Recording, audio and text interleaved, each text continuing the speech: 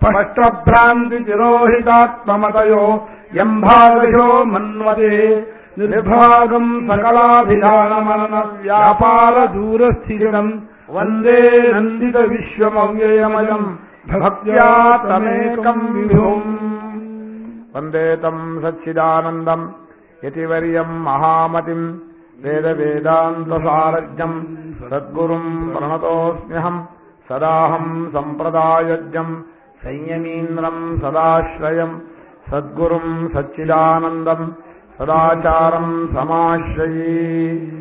ಓಂ ನಮೋ ಬ್ರಹ್ಮಾದಿಭ್ಯೋ ಬ್ರಹ್ಮವಿದ್ಯಾ ಸಂಪ್ರದಾಯಕರ್ತೃಭ್ಯೋ ವಂಶಋಷಿಭ್ಯೋ ನಮೋ ಮಹದ್ಭ್ಯೋ ನಮೋ ಗುರುಭ್ಯಃ. ಶ್ರೀ ಶ್ರೀ ಸಚ್ಚಿದಾನಂದೇಂದ್ರ ಸರಸ್ವತೀ ಸದ್ಗುರುಭ್ಯೋ ನಮಃ. ಶ್ರೀಮಚ್ಛಂಕರ ಭಗವತ್ ಪೂಜ್ಯಪಾದ ಸದ್ಗುರುಭ್ಯೋ ನಮಃ. ತತ್ವಜಿಜ್ಞಾಸುಗಳಲ್ಲಿ ಪ್ರಾರ್ಥನೆ. ಪಂಚಕೋಶ ಪ್ರಕ್ರಿಯೆಯ ಎರಡನೇ ಭಾಗದ ಪ್ರವಚನ ಪ್ರಾರಂಭವಾಗ್ತಾ ಇದೆ. ಪಂಚಕೋಶ ಅನ್ನೋದನ್ನ ಶಾಸ್ತ್ರವು ಅಧ್ಯಾರೋಪಾಪವಾದ ಕ್ರಮದಲ್ಲಿ ಪರಮಾರ್ಥ ತತ್ವವನ್ನು ತಿಳಿಸಿಕೊಡುವುದಕ್ಕೋಸ್ಕರ ಮಾಡಿಕೊಂಡಿರೋ ಒಂದು ಉಪಾಯ. ಈ ಉಪಾಯದಲ್ಲಿ ನಾವು ಮೊದಲು ಅನ್ನಮಯ ಕೋಶವನ್ನು ಆಮೇಲೆ ಪ್ರಾಣಮಯ ಕೋಶವನ್ನು ವಿಚಾರ ಮಾಡಿದ್ದೀವಿ. ಈ ವಿಚಾರ ಮಾಡುವಾಗ ವಾರ್ತೆಕಾರ ಒಂದು ಮಾತು ಹೇಳ್ತಾ ಇದ್ದಾರೆ, ಎರಡೆರಡಾಗಿ ಒಂದೊಂದು ಕೋಶವೂ ತೋರ್ಕೊಳ್ತಾ ಇದೆ ಅಂತ. ಎರಡೆರಡಾಗಿ ಅಂದರೆ ಅವಸ್ಥೆ ಒಳಗೆ ಅವಸ್ಥೆ ರೂಪದಿಂದ ಒಳಗೊಬ್ಬ ಅನ್ನಮಯ, ಒಟ್ಟು ಪೂರ್ಣವಾದ ಅನ್ನಮಯ. ಅನ್ನಮಯ ಅಂದ್ರೆ ಅನ್ನ. ಅಲ್ಲಿ ಅನ್ನಮಯ ಅನ್ನೋ ಶಬ್ದಕ್ಕೆ ಅನ್ನದಲ್ಲಿ ತಾದಾತ್ಮ್ಯ ಹೊಂದಿದವನು ಅನ್ನಮಯ. ಅನ್ನಮಯ ಅಂದ್ರೆ ಬರೀ ದೇಹ ಅಂತ ಅರ್ಥ ಅಲ್ಲ. ಬರೀ ದೇಹವನ್ನೇ ಅನ್ನಮಯ ಅಂತ ಹೇಳಿದ್ದಾರೆ ಅಂತ ಹೇಳಬಾರ್ದು. ದೇಹದಲ್ಲಿ ನಾನು ಎಂಬ ಬುದ್ಧಿನಿಟ್ಕೊಂಡ ಜೀವನಿಗೆ ಅನ್ನಮಯ ಅಂತ ಹೆಸರು, ಹಾಗೆ ಹೇಳಬೇಕು. ಹಾಗೆ ಇಡೀ ವಿಶ್ವದಲ್ಲಿ ಇಡೀ ಎಚ್ಚರ ಪ್ರಪಂಚಕ್ಕೆ ಅನ್ನಮಯ ಅಂತ ಅಲ್ಲ ಅರ್ಥ. ಎಚ್ಚರ ಪ್ರಪಂಚ ಸಹಿತನಾದ ಸಾಕ್ಷಿ ಸ್ವರೂಪಕ್ಕೆ ಅನ್ನ, ವಿರಾಟ್ ರೂಪ ಅಂತ ಹೆಸರು. ವಿರಾಟ್ ರೂಪವೇ ಆಗಲಿ, ಇಲ್ಲಿರುವಂತಹ ದೇಹಾದಿಗಳ ಅಭಿಮಾನವಿರೋರಾಗಲಿ, ಇಬ್ಬರೂ ಕೂಡ ಜೀವಸ್ವರೂಪದಿಂದ ಸಾಕ್ಷಿ ಸ್ವರೂಪದಿಂದ ತಾದಾತ್ಮ್ಯ ಹೊಂದಿದವರು. ಅಂದರೆ ಅದನ್ನು ಕಲ್ಪಿತವಾದಂತಹ ಸ್ವರೂಪ. ಆದರೆ ಈ ದೇಹಾತ್ಮ ಪ್ರತ್ಯಯವನ್ನ, ದೇಹದಲ್ಲಿ ನಾನು ಅನ್ನುವಂತಹ ತಿಳುವಳಿಕೆಯನ್ನ ವಿರಾಟ್ ರೂಪದಲ್ಲಿ ಒಂದು ಮಾಡಿಬಿಟ್ರೆ ಆಗ ಅವನಿಗೆ ನೀನಿಲ್ಲದ ನಾನು. ಇಲ್ಲಾದ್ರೆ ನಾನು ನೀನು ಅವನು ಇವನು ನಂದು ಇರುತ್ತೆ.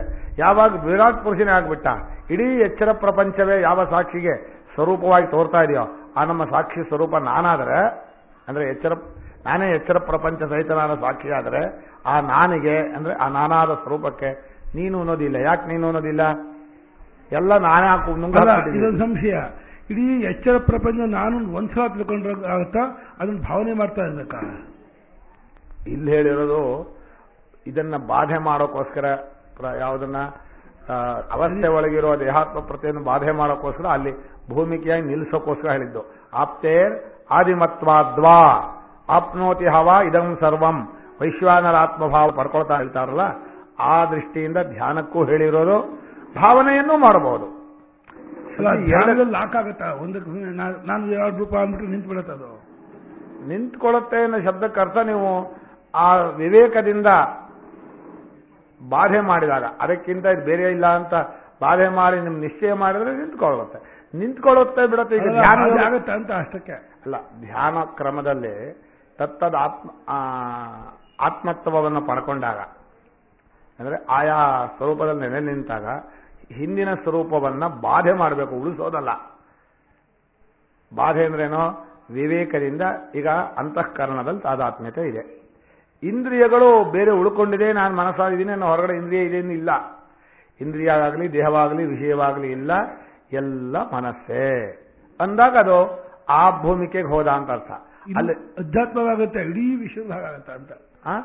ಇಡೀ ಎಚ್ಚರಗಳಂತಲೇ ಸೂರ್ಯ ಚಂದ್ರನ ಕಣ್ಣು, ಆಕಾಶವೇ ನನ್ನ ಮಿಂಗಿ, ಇಡೀ ವಾಯುವೇ ನನ್ನ ಪ್ರಾಣ, ಭೂಮಿಯೇ ನನ್ನ ಪಾದ, ದಿಕ್ಕುಗಳೇ ನನ್ನ ಕಿವಿ, ಇಡೀ ಔಷಧಿ ವಸ್ತುಗಳೇ ನನ್ನ ಕೂದಲುಗಳು, ಈ ರೀತಿ ಜ್ಞಾನ ಮಾತ್ರ ನಿಲ್ಲುತ್ತೆ.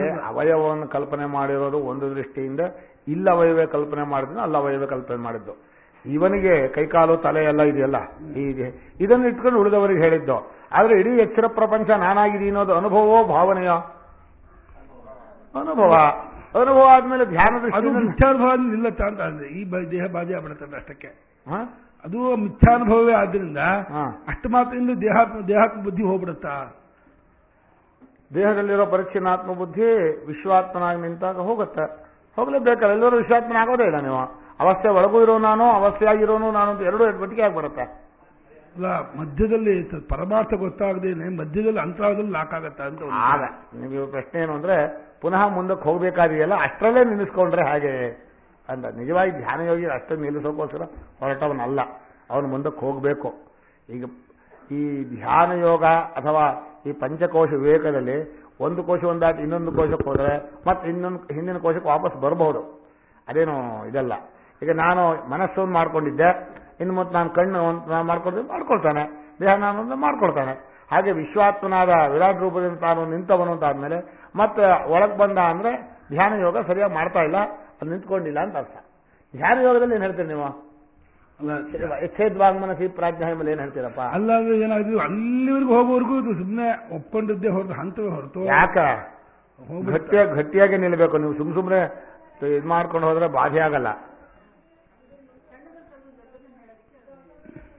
ಅಲ್ಲ ಅಲ್ಲ ಅವ್ರ ಪ್ರಶ್ನೆ ನಿಮ್ಗೆ ಅರ್ಥವಾಗಿಲ್ಲ. ಪ್ರಶ್ನೆ ಏನು ಗೊತ್ತಾ, ಈಗ ದೇಹಾತ್ಮ ಪ್ರತ್ಯಯ ಇದೆ ಈ ಪರಿಚ್ಛಿನ್ನವಾದ ದೇಹದಲ್ಲಿ. ಈಗ ವಿರಾಟ್ ರೂಪದಲ್ಲಿ ನಿಂತ್ಕೊಂಡ, ಈ ಪ್ರತ್ಯಯ ಹೋಯ್ತಾ ಮತ್ತಿನ್ ಬರೋಲ್ವಾ? ಅದೇ ತಾದಾತ್ಮ್ಯತೆ ಇರ್ತಾನ? ಮತ್ತೆ ಬರುತ್ತೆ ಅಂತ ಆದ್ರೆ ಅದು ಯಾತಕ್ಕೆ ಅಲ್ಲಿ ನಿಲ್ಲಿಸ್ಕೋಬೇಕು ಅಂತ ಪ್ರಶ್ನೆ. ಇದು ವಿರಾಟ್ ರೂಪವು ಕೇವಲ ಉಪಾಸನೆಯೋ ಅಥವಾ ವಸ್ತುತಂತ್ರವಾದ ಜ್ಞಾನವೋ? ಎರಡೂ ಹೌದು ಅಂದೆ ನಾನು. ಯಾವುದೋ ವಿರಾಟ್ ರೂಪವನ್ನು ಉಪಾಸನೆಯೂ ಮಾಡಬಹುದು, ಆ ವಿರಾಟ್ ರೂಪವನ್ನು ಅನುಭವದಲ್ಲೂ ನಿಲ್ಲಿಸ್ಕೋಬಹುದು. ಅನುಭವದಲ್ಲಿ ನಿಲ್ಲಿಸ್ಕೊಂಡ್ರೆ ಮುಂದಕ್ಕೆ ಹೋಗ್ಬೇಕಾಗತ್ತೆ, ಉಪಾಸನೆ ಮಾಡಿದ್ರೆ ತಾದಾತ್ಮ್ಯತೆಯ ಫಲ ಬರುತ್ತೆ. ಹೀಗೆ ಒಂದೊಂದು ಅನ್ನಮಯ ಕೋಶವೂ ಪ್ರಾಣಮಯ ಕೋಶವೂ ಹಿಂದಿನ ಕೋಶವನ್ನ ಲಯ ಮಾಡಿಕೊಂಡೇ ಹುಟ್ಟೋದು. ಇಲ್ಲಿ ನಮ್ಮ ಗುರುಗಳು ಒಂದೇ ಒಂದು ಉದಾಹರಣೆ ಕೊಡೋರು. ಬೆಂಗಳೂರಲ್ಲಿ ಕಬ್ಬನ್ ಮಾಡಿದ್ರಂತೆ, ಕಬ್ಬನ್ ಪಾರ್ಕ್ ಮುಂದೆ ಕಬ್ಬನನ್ನ ಇದರಲ್ಲಿ ಕಬ್ಬಿಣದಲ್ಲಿ ಮಾಡಿದ್ರು. ಕಬ್ಬನ್ ಅಂತ ಒಬ್ಬ ಮನುಷ್ಯ ಅಂತ ಹೇಳ್ತಾ ಇದ್ರು. ಮನುಷ್ಯನವನ ಆ ಮನುಷ್ಯ ಕಮಿಷನರ ಆ ಕಬ್ಬನ್ನು ಅವನಿಗೆ ಏನ್ ಮಾಡ್ಬಿಟ್ಟು ಅಂದ್ರೆ, ಒಂದು ದೇಹ ಇತ್ತಲ್ಲ, ಕಬ್ಬಿಣದ ದೇಹ ಮಾಡಿ ಅದಕ್ಕೆ ಕಬ್ಬಿಣದಲ್ಲ ಒಂದು ಜುಬ್ಬ ಮಾಡಿ, ಅದ್ರಲ್ಲಿ ಒಂದು ಕಬ್ಬಿಣದಲ್ಲಿ ಅಂಗಿ ಮಾಡಿ, ಅದ್ರಲ್ಲಿ ಒಂದು ಕಬ್ಬಿಣದಲ್ಲಿ ಕೋಟ್ ಮಾಡಿ ನಿಲ್ಲಿಸ್ಬಿಟ್ಟಿದ್ರು. ಈಗ ಕೇಳೋರು, ಆ ಕೋಟ್ ಏನಪ್ಪಾ? ಕಬ್ಬಿಣ. ಆ ಕೋಟ್ ಒಳಗಿರೋ ಅಂಗಿ ಏನಪ್ಪಾ? ಆ ಅಂಗಿ ಒಳಗಿರೋ ಇದೇನಪ್ಪಾ? ಬನಿಯನ್ ಏನಪ್ಪಾ? ಅದ್ರೊಳಗಿರೋ ಈಗ ನೀವು ಹೇಳ್ತೀರಿ ಆ ಕಬ್ಬನ್ನವನು ಬನಿಯನ್ ಹಾಕೊಂಡಿದ್ದಾನೆ, ಆಮೇಲೆ ಅದರ ಮೇಲೆ ಅಂಗಿ ಹಾಕೊಂಡಿದ್ದಾನೆ, ಅದರ ಮೇಲೆ ಕೋಟ್ ಹಾಕೊಂಡಿದ್ದಾನೆ ಅಂತ ಹೇಳಿದ್ರೆ ಹಾಗೆ ಎಲ್ಲ ಅದೇನೋ ಹಾಗೆ ಎಲ್ಲ ಕೋಶವು ಒಂದೇ ಆತ್ಮನ ತೋರುವ ರೂಪಗಳು. ತಿಳ್ಕೊಳ್ಳೋರ ದೃಷ್ಟಿಯಲ್ಲಿ ಅಲ್ಲಲ್ಲೇ ಎಂತ ಇದು ಹೇಳಬೇಕು, ಹಿಂದಿನಲ್ಲಿ ಮುಂದಿನ ತಿಳಿಸೋಕ್ಕೋಸ್ಕರವಾಗಿ ಇಲ್ತಾನೆ ಶಾಖಾಚಂದ್ರ ನಿದರ್ಶನ ನ್ಯಾಯೇನ ಅಂತ ಹೇಳಿದೆ. ಮೂಷಾ ನಿಷಿಕ್ತ ಧೃತ ತಾಮ್ರಾದಿ ಪ್ರತಿಮಾವತ್. ಅದನ್ನೇ ಸ್ಪಷ್ಟವಾಗಿ ಗುರುಗಳು ಈ ಕಬ್ಬನ್ನು ಉದಾಹರಣೆ ಹೇಳ್ತಾ ಇದ್ದಾರೆ. ಪಂಚಕೋಶಕ್ಕೆ ಸ್ಪಷ್ಟತೆ ಸಿಗತ್ತೆ ಅಂತ. ನೀವು ಯಾವಾಗ ಈ ಮೇಲಿನ ಕೋಶವಂತ ಒಳಗಿನ ಕೋಶಕ್ಕೆ ಹೋದರೆ ಇನ್ನು ಮೇಲಿನ ಕೋಶ ಉಳಿಯಲ್ಲ, ಅದು ಕಬ್ಬಿಣ ಅಂತ ಆದ್ಮೇಲೆ ಮುಂದಿನ ಕೋಶಕ್ಕೆ ಹೋಗೋದು. ಹೀಗೆ ಅನ್ನಮಯ ಕೋಶವನ್ನು ಪ್ರಾಣಮಯ ಕೋಶವನ್ನು ನಾವು ಇದುವರೆಗೆ ವಿವರಣೆ ಮಾಡಿದೀವಿ. ಇಡೀ ವಿಶ್ವಾತ್ಮನೇ ಪ್ರಾಣಾತ್ಮನಾಗಿ ನಿಂತಾಗ ಅವನಿಗೆ ಹಿರಣ್ಯಗರ್ಭ ಅಂತ ಹೆಸರು. ಅವನನ್ನು ತೈಜಸ ಅಂತಲೂ ಕರೀತಾರೆ. ಅವನು ಕೇವಲ ತೈಜಸನಲ್ಲಿ ಇನ್ನೊಂದಿದೆ. ಈಗ ಹಿರಣ್ಯಗರ್ಭನನ್ನ ಪೂರ್ಣ ಪ್ರಾಣಾತ್ಮವಾಗಿ ತಿಳಿದಾಗ ಇಡೀ ವಿಶ್ವವೆಲ್ಲ ಬರೀ ಪ್ರಾಣಮಯ, ಇನ್ನೇನು ಅನ್ನಮಯವೂ ಇಲ್ಲ, ಏನೂ ಇಲ್ಲ, ಒಂದೇ ಒಂದು ಸ್ವರೂಪ ಇದೆ ಅಂತ.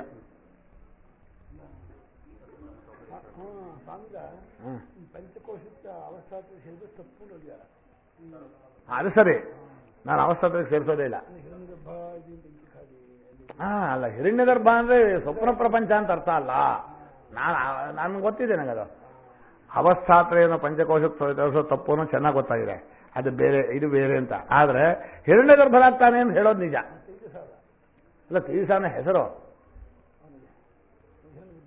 ಅಲ್ಲ, ಹಿರಣ್ಯಗರ್ಭನಿಗೆ ತೈಜಸಾನ ಹೆಸರು ಅವಸ್ಥಾ ದೃಷ್ಟಿಯಿಂದ ಹೇಳ್ತಾ ಇರೋ ಹೆಸರು ಅಷ್ಟೇ ಹೊರತು ತೈಜಸಾನೋ ಶಬ್ದಕ್ಕೆ ಹಿರಣ್ಯಗರ್ಭ ಅಂತ ಅರ್ಥ, ಅವ್ಯಾಕೃತ ಆಗರ್ಥ. ಮೂರು ಅಲ್ಲಿ 3 ಇದೆ, ಇಲ್ಲಿ 5 ಇದೆ, ಒಂದಕ್ಕೊಂದು ಜೋಡಿಸ್ಬೇಕು. ಅದೆಲ್ಲ ಪ್ರಕ್ರಿಯೆ ಸರಿಯಿಲ್ಲ ಅಂತ ಹೇಳಿದ್ರೆ ಸ್ವಾಮಿ ಅದನ್ನ ಸ್ಪಷ್ಟವಾಗಿ ಖಂಡನೆ ಮಾಡಿದ್ದಾರೆ. ಈಗ ನನಗೆ ಬೇರೆ ಪ್ರಕ್ರಿಯೆ ಹೋಲಿಸುವಂತಹ ಪ್ರಕೃತವಲ್ಲ. ಈಗ ಪಂಚಕೋಶಗಳಿಂದ ಒಂದರಿಂದ ಪೂರ್ವನ್ನ ಬಾಧೆ ಮಾಡಿ ಉತ್ತರೋತ್ತರಕ್ಕೆ ಆತ್ಮಬುದ್ಧಿಯನ್ನು ಮಾಡ್ಕೊಂಡು ಹೋಗಬೇಕು. ಅದೇ ನಾನು ಅಂತ ತಿಳಿಬೇಕು. ಹಾಗೆ ನಾನು ಅಂತ ತಿಳಿದಾಗ ಇಲ್ಲಿ ಭೋಕ್ತೃ ಮಯನಾದ್ರೆ ಭೋಗ್ಯ ಪ್ರಪಂಚ ಒಂದಿರುತ್ತಲ್ಲ ಹೊರಗಡೆ, ಅದನ್ನು ತನ್ನಲ್ಲಿ ಲಯ ಮಾಡ್ಕೊಳ್ಳೋಕ್ಕೋಸ್ಕರ ವಿರಾಟ್ ರೂಪ ಅಂದ್ರು. ಈಗ ದೇಹ ನಾನಾದಾಗ ಹೊರಗಡೆ ಒಂದು ಭೋಗ್ಯ ಪ್ರಪಂಚ ಇತ್ತು, ಪ್ರಾಣಾತ್ಮನಾಗಿ ಇಂದ್ರಿಯಾತ್ಮನಾದರೂ ಒಂದು ಭೋಗ್ಯ ಪ್ರಪಂಚ ಇತ್ತು. ಎಲ್ಲವನ್ನೂ ಲಯ ಮಾಡೋಕ್ಕೋಸ್ಕರವೇ ಅವರು ಅಖಂಡವಾಗಿ ವಿಶ್ವರೂಪವಾಗಿ ತೋರಿದ್ದು. ಇಲ್ಲಿ ಹೋದರೆ ಅನ್ಯಥಾ ಸಾಂಖ್ಯ ಸಿದ್ಧಾಂತವಾಗತ್ತೆ ಅಂತ ಹೇಳ್ತಾರೆ. ಪರಿಚ್ಛಿನ್ನವಾಗಿಯೇ ನೀವು ಬಾಧೆ ಮಾಡ್ತಾ ಹೋದರೆ ಸಾಂಖ್ಯರಲ್ಲಿ ಹೇಳಿದ ಹಾಗೆ ಅನೇಕ ಜೀವಾತ್ಮ ಸ್ವರೂಪವನ್ನು ಕಂಡುಕೊಳ್ಬೇಕಾಗತ್ತೆ. ಹಾಗೆ ಹೇಳ್ತಾ ಇಲ್ಲ ಶ್ರುತಿ ಪಂಚಕೋಶದಲ್ಲಿ ಅಂತ. ಈಗ ಮನೋಮಯ ಕೋಶದ ವಿವರಣೆ ಆಗಬೇಕು ಅಲ್ವಾ? ಅಲ್ಲಿಗೆ ಬಂದಿದ್ದೀವಿ. ಮನೋಮಯ ಕೋಶದಲ್ಲಿ ಪ್ರಾಣಮಯ ಕೋಶಕ್ಕಿಂತ ಮನೋಮಯ ಕೋಶ ಸೂಕ್ಷ್ಮ, ಅಂತರಾತ್ಮ, ವ್ಯಾಪಿ ಅಂತ ಹೇಳಬೇಕು. ನಮಗೆ ಒಂದು ಅನುಭವ ಏನು ವಿರೋಧ ಬರುತ್ತೆ ಅಂದರೆ, ಉಳಿದ ಕಡೆ ಶ್ರುತಿಯಲ್ಲಿ ಪ್ರಾಣವ ಇದ್ರೆ ಇಂದ್ರಿಯಗಳಿರುತ್ತೆ, ಮನಸ್ಸಿರುತ್ತೆ, ಪ್ರಾಣ ಸೂಕ್ಷ್ಮ, ಎಲ್ಲಕ್ಕೂ ಪ್ರಾಣವನ್ನು ಆರಿಸಿಕೊಂಡಿದೆ, ಪ್ರಾಣ ಹೊರಟಾಗ ಎಲ್ಲ ಇಂದ್ರಿಯಗಳು ಹೋಗುತ್ತೆ ಅಂತ ಒಂದು ಕಡೆ ಹೇಳಿದೆ. ಇಲ್ಲಿ ಹೇಳುವಾಗ ಏನು ಮಾಡ್ತು, ಪ್ರಾಣಮಯನಿಗಿಂತ ಸೂಕ್ಷ್ಮವಾದ ಮನೋಮಯ ಅಂತ ಹೇಳ್ತಾ ಇದೆ. ಇದು ಯಾಕೆ ಹೀಗೆ ಹೇಳಿದ್ರು ಅಂತ ಒಂದು ಚರ್ಚೆ ಬರುತ್ತೆ. ಅದಕ್ಕೇನು ಹೇಳಿದ್ರು ಅಂದರೆ, ಈಗ ನೋಡಿ, ಪ್ರಾಣಮಯ ಕರ್ತಾತ್ಮ, ಮನೋಮಯ ಅವನು ಜ್ಞಾತೃ. ಜ್ಞಾತೃ ಅಂದರೆ ಜ್ಞಾನಕ್ಕೋಸ್ಕರ ಮಾಡುವ ಆಲೋಚನೆ. ವಿಜ್ಞಾನಮಯನಲ್ಲಿ ಎರಡು ಭಾಗ ಇದೆ. ವಿಜ್ಞಾನಮಯನಲ್ಲಿ ಒಂದು ಪ್ರಾಣಶಕ್ತಿ ಒಂದು, ಅಂದ್ರೆ ಕ್ರಿಯಾಶಕ್ತಿ ಒಂದು, ಜ್ಞಾನಶಕ್ತಿ ಒಂದು. ಜ್ಞಾನಶಕ್ತಿ ಪ್ರಧಾನ, ಕ್ರಿಯಾಶಕ್ತಿ ಪ್ರಧಾನ ಅಂತ ವಿಜ್ಞಾನಮಯನನ್ನು ಎರಡಾಗಿ ಹೊಡಿತಾರೆ. ಆ ವಿಜ್ಞಾನಮಯ ಅನ್ನೋನು ಸಮಷ್ಟಿ ವೇದ ಪುರುಷ ಅವನು. ಆ ವೇದ ಪುರುಷನು ಈಗ ಒಂದು ಕಡೆಯಿಂದ ಕ್ರಿಯಾಮಯನಾದ ಪ್ರಾಣಾತ್ಮನು, ಜ್ಞಾನಮಯನಾದ ಮನೋಮಯಾತ್ಮನು ಆಗಿದ್ದಾನೆ ಅಂತ ಎರಡು ಹೊಡಿತಾರೆ. ಈಗ ನಾನು ಪ್ರಕೃತ ಮನೋಮಯಾತ್ಮನ್ನೇ ವಿವರಣೆ ಮಾಡ್ತೇನೆ. ಈ ಮನೋಮಯಾತ್ಮನಿಗೆ ಅವನ ಸ್ವರೂಪ ಹೇಗಿದೆ ಅಂದರೆ, ನಿಜವಾಗಿ ಪ್ರತ್ಯಯಗಳೇ ರೂಪ, ಇನ್ನೇನೂ ಇಲ್ಲ. ಅಂದರೆ ಒಂದು ರೀತಿಯಿಂದ ಬೌದ್ಧರು ಹೇಳುವ ಪ್ರತ್ಯಯ ಇದೆಯಲ್ಲ, ಮನಸ್ಸಿನ ಆಲೋಚನೆಗಳು, ಈ ಜಗತ್ತಿನ ಎಲ್ಲವೂ ಕೂಡ ಕೇವಲ ಪ್ರತ್ಯಯಗಳೇ ಆಗಿವೆ ಅಂತ ಒಂದು ಸಿದ್ಧಾಂತವನ್ನು ತೆಗೆದಿಯಾರಲ್ಲ, ಅದು ಇಡೀ ವಿಶ್ವವನ್ನು ಸೇರಿಸಿಕೊಂಡು ಅಷ್ಟೂ ಪ್ರತ್ಯಯಗಳು ತಾನೇ ಆದಾಗ ಅವನು ಮನೋಮಯಾತ್ಮನಾದ. ಈ ಮನೋಮಯಾತ್ಮನಿಗೆ ಇಲ್ಲಿ ಪರಿಚ್ಛಿನ್ನವಾಗಿ ನಾವು ಮನೋಮಯ ಆತ್ಮರಾದರೆ, ಅಂದರೆ ಮನಸ್ಸೇ ಸ್ವರೂಪದಲ್ಲಿದ್ದು ಇನ್ನು ಬೇರೆ ಕಡೆ ಹೊರಗಡೆ ಬರದೇ ಇದ್ರೆ, ಅವನು ಯಾವಾಗಲೂ ಆಲೋಚನೆ ಮಾಡುವ, ಕಲ್ಪನೆಗಳನ್ನು ಮಾಡುವ ಒಂದು ಸಂತೋಷವನ್ನು ಪಡಿತಾನೆ. ಒಳ್ಳೆ ಕಲ್ಪನೆ ಕೊಡಬೇಕು, ಒಳ್ಳೆ ಕಾದಂಬರಿ ಯೋಚನೆ ಮಾಡಬೇಕು, ಒಳ್ಳೆ ಕಾವ್ಯ ಬರೀಬೇಕು, ಒಳ್ಳೆ ಕಥೆ ಬರೀಬೇಕು ಅಂತಾನೆ. ಅಲ್ಲ, ಅವನಿಗೆ ಕಲ್ಪನೆನೇ ಮುಖ್ಯ, ವಸ್ತು ಮುಖ್ಯ ಅಲ್ಲ. ಏನ್ರಿ ಇದೆಯಾ ಅಂತ ಕೇಳಿ ಅದೆಲ್ಲ ಕೇಳಬೇಡ್ರಿ. ಈ ಕಲ್ಪನೆ ಬರಬೇಕು, ಸುಂದರವಾದ ಚಿತ್ರದ ಕಲ್ಪನೆ ಬರಬೇಕು, ಸುಂದರವಾದ ಕಥೆಯ ಕಲ್ಪನೆ ಬರಬೇಕು ಅಂತ. ಹೀಗೆ ಕಲ್ಪನೆಗಳನ್ನು ಮಾಡುವ ಮನೋಮಯಾತ್ಮನನ್ನು ನಾವು ಈ ರೀತಿ ಪ್ರಾಣಮಯನಿಗಿಂತ ಸೂಕ್ಷ್ಮ ಅಂತ ಹೇಳಿದ್ವಿ. ಯಾಕೆ ಸೂಕ್ಷ್ಮ ಅಂತ ಹೇಳಿದ್ವಿ ಅಂದರೆ, ಪ್ರಾಣಮಯನ ಇರುವಿಕೆ ಮನೋಮಯನಿಂದ ಗೊತ್ತಾಗತ್ತೆ. ಮನೋಮಯ ಇಲ್ಲವೇ ಹೋದರೆ ಪ್ರಾಣನ ಇರುವಿಕೆ ಗೊತ್ತಾಗಲ್ಲ. ಈಗ ಸುಷುಪ್ತಿಯಲ್ಲಿ ಮನಸ್ಸು ಲಯವಾಗಿದೆ, ಒಂದು ದೃಷ್ಟಿಯಿಂದ ವ್ಯವಹಾರ ದೃಷ್ಟಿಯಿಂದ ಪ್ರಾಣ ಇದೆ, ಆದರೆ ಪ್ರಾಣದ ಇರುವಿಕೆ ಗೊತ್ತಾಗತ್ತೋ? ಗೊತ್ತಾಗಲ್ಲ. ಆದ್ರಿಂದ ಯಾರಿಂದ ಯಾರ ಇರುವಿಕೆ ಗೊತ್ತಾಗತ್ತೋ ಅದು ಅವದಕ್ಕಿಂತ ಒಳಗಿದೆ. ಆದ್ದರಿಂದ ಒಳಗಿದೆ ಅಂತ ಹೇಳಿದರು. ಎರಡು ತರ್ಕ ಇದೆ. ಪ್ರಾಣ ಹೊರಟ್ರೆ ಮನಸ್ಸು ಹೊರಟು ಹೋಗುತ್ತೆ ಅಂತ ಒಂದು ತರ್ಕ, ಮನಸ್ಸಿನ ಅರಿವಿಗೆ ಪ್ರಾಣ ಇದಾನೇನು ಗೊತ್ತಾಗತ್ತೆ ಅಂತ. ಈ ಎರಡೂ ಅನುಭವದಲ್ಲಿ ಒಂದು ಅನುಭವ, ಒಂದು ಶ್ರುತಿ ಹೇಳಿದ್ದು. ಯಾಕೆಂದ್ರೆ ಶ್ರುತಿ ಪ್ರಾಣೋಪಾಸನೆಯನ್ನು ಹೇಳುವಾಗ ಪ್ರಾಣ ಎಲ್ಲಕ್ಕಿಂತ ಜ್ಯೇಷ್ಠ, ಪ್ರಾಣ ಶ್ರೇಷ್ಠ, ಪ್ರಾಣ ಹೊರಟು ಕೂಡಲೇ ಎಲ್ಲ ಹೊರಡುತ್ತೆ ಅಂತೇಳಿ ಇಂದ್ರಿಯ ಮನಸ್ಸು ಎಲ್ಲವೂ ಪ್ರಾಣನ ಆಶ್ರಿತವಾಗಿದೆ. ಅದು ಈ ಉತ್ಕ್ರಮಣ, ಪ್ರಾಣೋತ್ಕ್ರಮಣ ಕಾಲದಲ್ಲಿ ಆಗೋ ಒಂದು ವರ್ಣನೆ. ಅದು ಅನುಭವಕ್ಕೇನು ಬರೋಲ್ಲ. ಯಾವಾಗ ಮನಸ್ಸು ತನ್ನ ಸ್ವರೂಪವನ್ನು ಬಿಟ್ಕೊಂಡು ಮನೋದೇವ ಅಂತ ಹೇಳಿದಾಗ ಮನೋಮಯನಾದವನು ತನ್ನ ಸ್ವರೂಪದಲ್ಲಿ ಅಡಗಿದ ಅಂದರೆ ಪ್ರಾಣ ಅಡಗಿದ ಅಂತ ಅರ್ಥ. ಇನ್ನು ಮತ್ತೆ ಪ್ರಾಣಕ್ಕೆ ಬೇರೆ ಲಯವನ್ನು ಹೇಳಬೇಕಾಗಿಲ್ಲ. ಆದ್ದರಿಂದ ಪ್ರಾಣಾತ್ಮನು ಮನೋಮಯಾತ್ಮನಲ್ಲಿ ಒಂದಾಗಿದ್ದಾನೆ. ಹಾಗೆ ಅನ್ನಮಯನು ಪ್ರಾಣಮಯನಲ್ಲಿ ಒಂದಾಗಿದ್ದಾನೋ ಹಾಗೆ ಪ್ರಾಣಮಯನು ಮನೋಮಯದಲ್ಲಿ ಒಂದಾಗಿದ್ದಾನೆ. ನೀವು ಕಲ್ಪನೆ ಮಾಡ್ತಾನೇ ಇದ್ದಾಗ ಇನ್ನು ಬೇರೆ ನೀವು ಉಸಿರಾಡ್ತಾ ಇದ್ದೀವಿ, ಚೇಷ್ಟೆ ಮಾಡ್ತಿದ್ದೀವಿ ಅಂತ ಏನಿಲ್ಲ. ಎಲ್ಲ ಚೇಷ್ಟೆಗಳು ಅಡಗೋಗಿರುತ್ತೆ ಅಂತ ಅರ್ಥ. ಈ ಮನೋಮಯಾತ್ಮನನ್ನು ನಾವು ಹೇಳುವಾಗ ಇನ್ನೊಂದು ವಿಷಯ ನಾವು ಸಂತೋಷವಾಗಿ ಯೋಚನೆ ಮಾಡಬೇಕು. ಅಂದರೆ ಅವನಿಗೆ ಯಾವುದು ಪ್ರಿಯವಾಗತ್ತೆ ಮನೋಮಯನಿಗೆ ಅಂದರೆ ಕಲ್ಪನಾರೂಪವಾದ ಪ್ರತ್ಯಯಗಳು ಪ್ರಿಯವಾಗತ್ತೆ ಅಂತ ಹೇಳಿಬಿಟ್ಟೆ.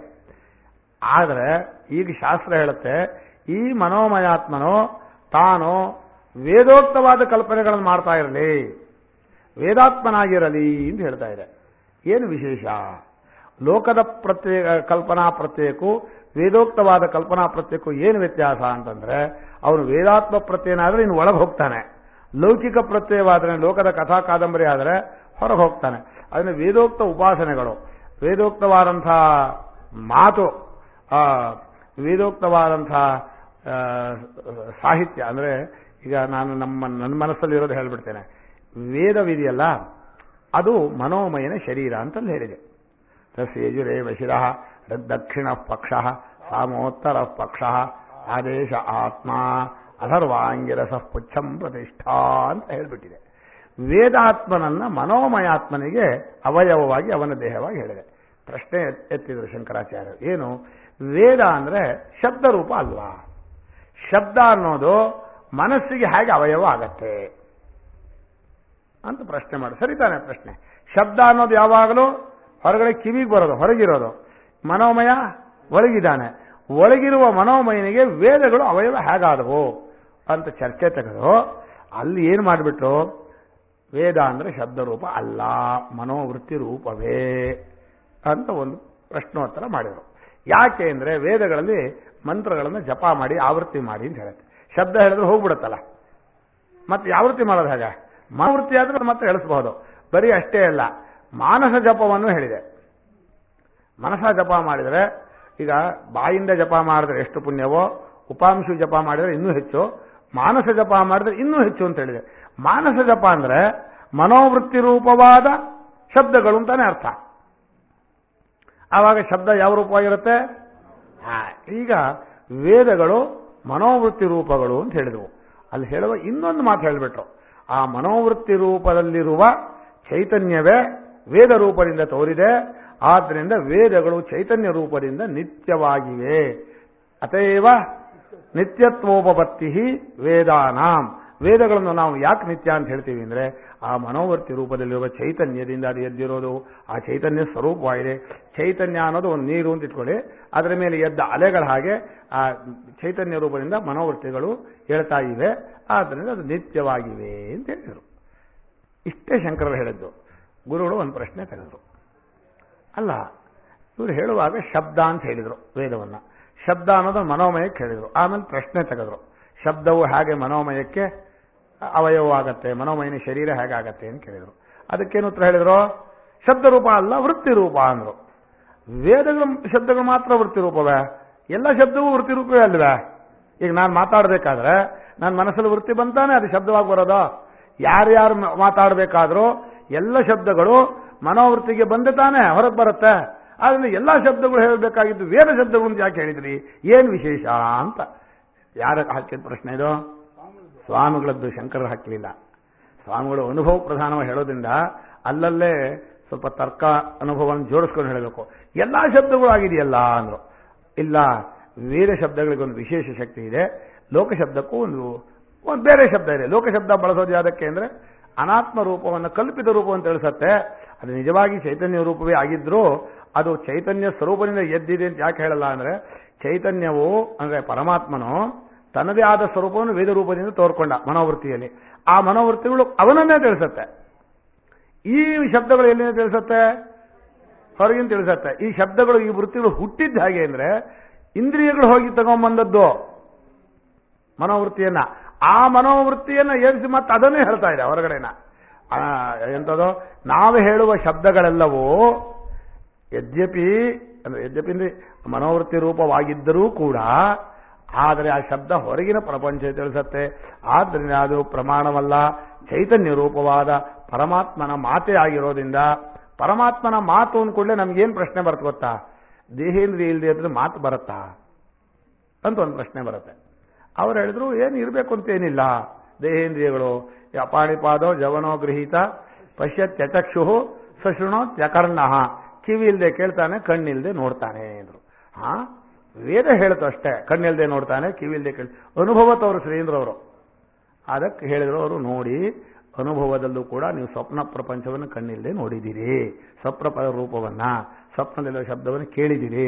ಯಾವ ಸಾಕ್ಷಿ ಸ್ವಪ್ನದಲ್ಲಿರೋ ರೂಪಗಳನ್ನು ಕೇಳ್ತಾನೆ ನೋಡ್ತಾನೋ ಅದೇ ಸಾಕ್ಷಿ ಎಚ್ಚರದಲ್ಲೂ ಕೇಳ್ತಾನೆ. ಆದರೆ ಎಚ್ಚರದಲ್ಲಿ ಏನಾಗಿದೆ ಅಂದರೆ ಕಿವಿ ಇದೆ ಅಂತ ನಮಗನ್ಸಿದೆ. ಕಿವಿ ಕೇಳುತ್ತೆ, ಕಣ್ಣು ನೋಡುತ್ತೆ ಅಂತ ಮಾಡ್ಕೊಂಡಿದೀವಿ. ನಿಜವಾಗಿ ಎಚ್ಚರದಲ್ಲೂ ನೋಡೋನು ಯಾರು, ಕೇಳೋನು ಯಾರೋ ಅವನೇ. ಅದು ನಮ್ಮ ಭ್ರಾಂತಿ ಜ್ಞಾನ ಬಿಡಿಸೋಕೊಂದು ದೃಷ್ಟಾಂತವೇ ಹೊರತು ಕನಸಿನ ದೃಷ್ಟಾಂತ. ಕನಸಲ್ಲಿ ಮಾತ್ರ ಹಾಕಿ ಕೇಳ್ತಾನೆ ಸಾಕ್ಷಿ, ಎಚ್ಚರದಲ್ಲಿ ಕೇಳಲ್ಲ ಅಂತಲ್ಲ. ಇದು ನಮ್ಮ ತರ್ಕ ಅನುಭವಗಳು ಸರಿಯಾದ ಸಂಪ್ರದಾಯದಲ್ಲಿ ಹೋದ್ರೆ ನಮಗೆ ನಿಲುವೇ ಸಿಗಲ್ಲ. ಈಗ ನಾವು ವೇದಗಳನ್ನು ನಿತ್ಯ ಅಂತ ಹೇಳಿದ್ವಿ, ವೇದಗಳನ್ನು ಅಪೌರುಷೇಯ ಅಂತ ಹೇಳಿದ್ವಿ, ವೇದಗಳು ಪ್ರಮಾಣ ಅಂತ ಹೇಳಿದ್ವಿ. ಮೂರು ಅಂಶವು ಎಲ್ಲಿಂದ ಬಂತು ಅಂದ್ರೆ ನಿತ್ಯ ಯಾಕೆ, ಚೈತನ್ಯ ಸ್ವರೂಪವಾಗಿದ್ದರಿಂದ. ಅಪೌರುಷೇಯ ಯಾಕೆ, ಪುರುಷನ ಬುದ್ಧಿಗೆ ಸಂಬಂಧಪಟ್ಟಲ್ಲ. ಪುರುಷನ ಬುದ್ಧಿಗೆ ಬರಬೇಕಾದ್ರೆ ಇಲ್ಲಿಂದ ಬಂದಿರಬೇಕು. ಯಾವ ಪುರುಷನೂ ಒಬ್ಬ ಬುದ್ಧಿಯಲ್ಲಿ ತಾದಾತ್ಮ್ಯತೆ ಹೊಂದಿ ಯೋಚನೆ ಮಾಡಿ ಬಂದದ್ದಲ್ಲ, ನೇರಾಗಿ ಪರಮಾತ್ಮನೇ ತಾನೇ ವೇದರೂಪವಾಗಿ ಬಂದದ್ದು. ಇನ್ನು ಪ್ರಮಾಣ ಯಾಕೆ ಅಂದ್ರೆ ಅದನ್ನೇ ತಿಳಿಸೋದು, ಇರೋ ಸತ್ಯವನ್ನು ತಿಳಿಸ್ಬೇಕಲ್ಲ. ಪ್ರಮಾಣ ಅಂದ್ರೆ ಬರೀ ತಾನು ಗೊತ್ತಿರೋದನ್ನು ತಿಳಿಸಿರೋ ಪ್ರಮಾಣ ಅಲ್ಲ. ಯಾವುದನ್ನು ತಿಳಿಸ್ಬೇಕು, ಪರಮಾರ್ಥ ಸತ್ಯವನ್ನು ತಿಳಿಸ್ಬೇಕು. ಅಂಥ ಪರಮಾರ್ಥ ಸತ್ಯವನ್ನು ತಿಳಿಸೋದ್ರಿಂದ ಪ್ರಮಾಣ, ಪರಮಾತ್ಮನ ಸ್ವರೂಪವಾದ್ರಿಂದ ನಿತ್ಯ, ಬುದ್ಧಿ ಸಂಬಂಧವಿಲ್ಲದೆ ಇರೋದ್ರಿಂದ ಅಪೌರುಷೇಯ. ಹೀಗೆ ವೇದಗಳ ಸ್ವರೂಪವನ್ನು ಅಲ್ಲಿ ಶಂಕರರು ಬರೆದರು. ಇಂಥ ವೇದ ಸ್ವರೂಪವಾಗಿ ನಾವಿರಬೇಕು ಅಂತಂದ್ರು. ಯಾಕೆ ಹೇಳಿದ್ರು ಅಂದ್ರೆ, ಈಗ ನನ್ನ ಒಂದು ಅನಿಸಿಕೆ ಹೇಳ್ಬಿಡ್ತೇನೆ. ನಾವೆಲ್ಲ ವೇದಾಧ್ಯಯನ ಮಾಡಿದವರು, ಬಹಳ ಕಷ್ಟಪಟ್ಟು ಗುರುಗಳ ಹತ್ರ ಅಧ್ಯಯನ ಮಾಡುವಾಗಂತ ನಮಗೆಲ್ಲ ಬೇಜಾರು. ಯಾಕೆ ಬರೀ ನಮಗೆ ಮಾತ್ರ ವೇದ, ಈ ಬಾಕಿಯವರೆಲ್ಲ ಆರಾಮಾಗಿರ್ಬಿಡ್ತಾರೆ, ಹೆಂಗಸರಿಗಂತೂ ವೇದವೇ ಇಲ್ಲ, ಏನು ಕಲಿಸೋದೇ ಇಲ್ಲ ಅಂತಲ್ಲ. ಹಾಗಲ್ಲ ನಮಗಿತ್ತು. ಆಮೇಲೆ ನನ್ನ ಮನಸ್ಸಲ್ಲಿ ಒಂದು ವಿಷಯ ಬಂತು. ಅಲ್ಲ, ಮನುಷ್ಯನಿಗೆ ಹಾಗೆ ಪರಮಾತ್ಮನ ವಾಣಿಯನ್ನು ಧಾರಣೆ ಮಾಡೋದು, ನಿತ್ಯವಾಗಿ ಅದನ್ನು ಉಚ್ಚಾರಣೆ ಮಾಡೋದು ಒಂದು ಸಂಸ್ಕಾರ. ಅವನ ಮನಸ್ಸಿನ ಚಿತ್ತಶುದ್ಧಿ ಆಗತ್ತೆ. ಆಮೇಲೆ ನಿಜವಾದ ಸ್ವರೂಪವನ್ನು ತಿಳಿಸುವಂಥ ಒಂದು ಯೋಗ್ಯತೆ ಬರುತ್ತೆ. ಬ್ರಾಹ್ಮೀಯಂ ಕ್ರಿಯತೆ ತನುಹು ಅಂತ ಹೇಳ್ತಾನೆ ಮನುಸ್ಮೃತಿಕಾರ. ಈ ಶರೀರ ಬ್ರಹ್ಮಜ್ಞಾನ ಯೋಗ್ಯವಾಗಬೇಕಾದ್ರೆ ಅಂಥ ವೇದಗಳನ್ನು ಧಾರಣೆ ಮಾಡಬೇಕು ಅಂತ. ಅಲ್ಲಿ ಭೀಷ್ಮ ಹೊಡೆಯುವಾಗ ಪರಶುರಾಮರು ಹೇಳ್ತಾನಂತೆ, ಭೀಷ್ಮನಿಗೂ ಪರಶುರಾಮ ಯುದ್ಧವಾಗುತ್ತಲ್ಲ, ಏತೇ ವೇದ ಶರೀರ ಸಾಹ ಬ್ರಾಹ್ಮಣ್ಯಂ ಯಚ್ಚತೆ ಮಹತ್ ತಪಶ್ಚ ಸುಮಹತ್ತಪ್ತಂ ನತೇಭ್ಯ ಪ್ರಹರಾಮ್ಯಹಂ ಅಂತಂದ ಅವನು. ಮೊಟ್ಟ ಮೊದಲಿಗೆ ಯಾವ ವೇದಗಳು ನಿನ್ನ ಶರೀರದಲ್ಲಿದೆಯೋ, ಯಾವ ಬ್ರಾಹ್ಮಣ್ಯ ನಿನ್ನ ಸ್ವರೂಪ ನಿನ್ನ ದೇಹದಲ್ಲಿದೆಯೋ, ಯಾವ ತಪಸ್ಸು ನಿನ್ನ ಇದೆಯೋ ಅದಕ್ಕೆ ಹೊಡಿತಾ ಇಲ್ಲ ನಾನು. ಯಾವರಿಂದ ಹೊಡಿಬೇಕು ನಾನು ಬಂದಿಯಲ್ಲ ಆ ಬುದ್ಧಿಗೆ ಮಾತ್ರ ಹೊಡಿತೀನಿ ಅಂತ ಗುರುಗಳು. ಹೌದು, ಎಂಥ ದುರಂತ ಅಂದ್ರೆ ಕಥೆ ಹೇಳೋಲ್ಲ ನಾನೀಗ. ಹಾಗೆ ವೇದವನ್ನು ಶರೀರದಲ್ಲಿ ಧಾರಣೆ ಮಾಡೋದು ಒಂದು ಮಹಾ ತಪಸ್ಸು. ಸ್ವಾಧ್ಯಾಯ ಪ್ರವಚನೇ ಏವೇತಿ ನಾಕೋ ಮೌದ್ಗಲ್ಯ ತದ್ಧಿ ತಪಸ್ತದ್ಧಿ ತಪಃ. ಈಗ ನಿಮ್ಮನ್ನು ನಾನೇನು ಕೇಳ್ತೀನಿ ಅಂದರೆ, ನನ್ನ ಮನಸ್ಸಿಗೆ ಅನಿಸಿರೋದು ಕೇಳ್ಬಿಡ್ತೀನಿ. ನಾವು ಹೇಗೆ 40 ಗಂಟೆಗಳ ಕಾಲ ವೇದಗಳ ಇದನ್ನು ಧಾರಣೆ ಮಾಡಿದೀವೋ, ಪ್ರತಿಯೊಬ್ಬರು ವೇದವಲ್ಲದೆ ಹೋದರು ಪರಮಾತ್ಮನ ವಾಣಿಯಾದ ಭಗವದ್ಗೀತೆ, ಶಂಕರರು ಬರೆದಂಥ ಉಪದೇಶ ಸಹಸ್ರೆ, ನೈಷ್ಕರ್ಮ್ಯ ಸಿದ್ಧಿ, ಗೌಡಪಾದ ಕಾರಿಕ, ಭಕ್ತಿ ಸಾಹಿತ್ಯಗಳು, ಪುರಾಣದಲ್ಲಿ ಬರುವಂಥ ಇದು ಯಾಕೆ ನೀವು ಗಟ್ಟಿ ಮಾಡೋಲ್ಲ? ಯಾರೋ ಯಾರಿಗೆ ಎಲ್ಲರೂ ಹೆಂಗಸರು ಅವರು ಅಂತಲ್ಲ, ಯಾರಿಗೆ ವೇದಾಧಿಕಾರ ಇಲ್ಲ ಅಂತ ಹೇಳ್ತಾರೋ ಅದು ಒಂದೇ ತಾನೆಪ್ಪ. ಏನು ಗೀತೆ ಬೇರೆ ವೇದ ಬೇರೆನಾ? ಅದು ನೇರವಾಗಿ ಪರಮಾತ್ಮ.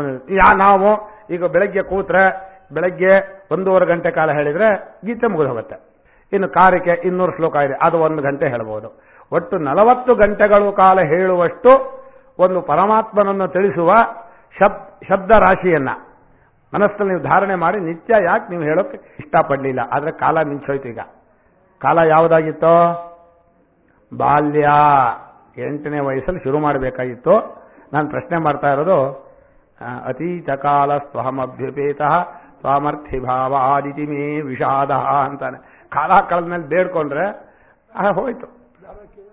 ಇದು ಕೌತ್ಸ ವರತಂತು ಶಿಷ್ಯ ರಘು ಹತ್ರ ಬಂದ.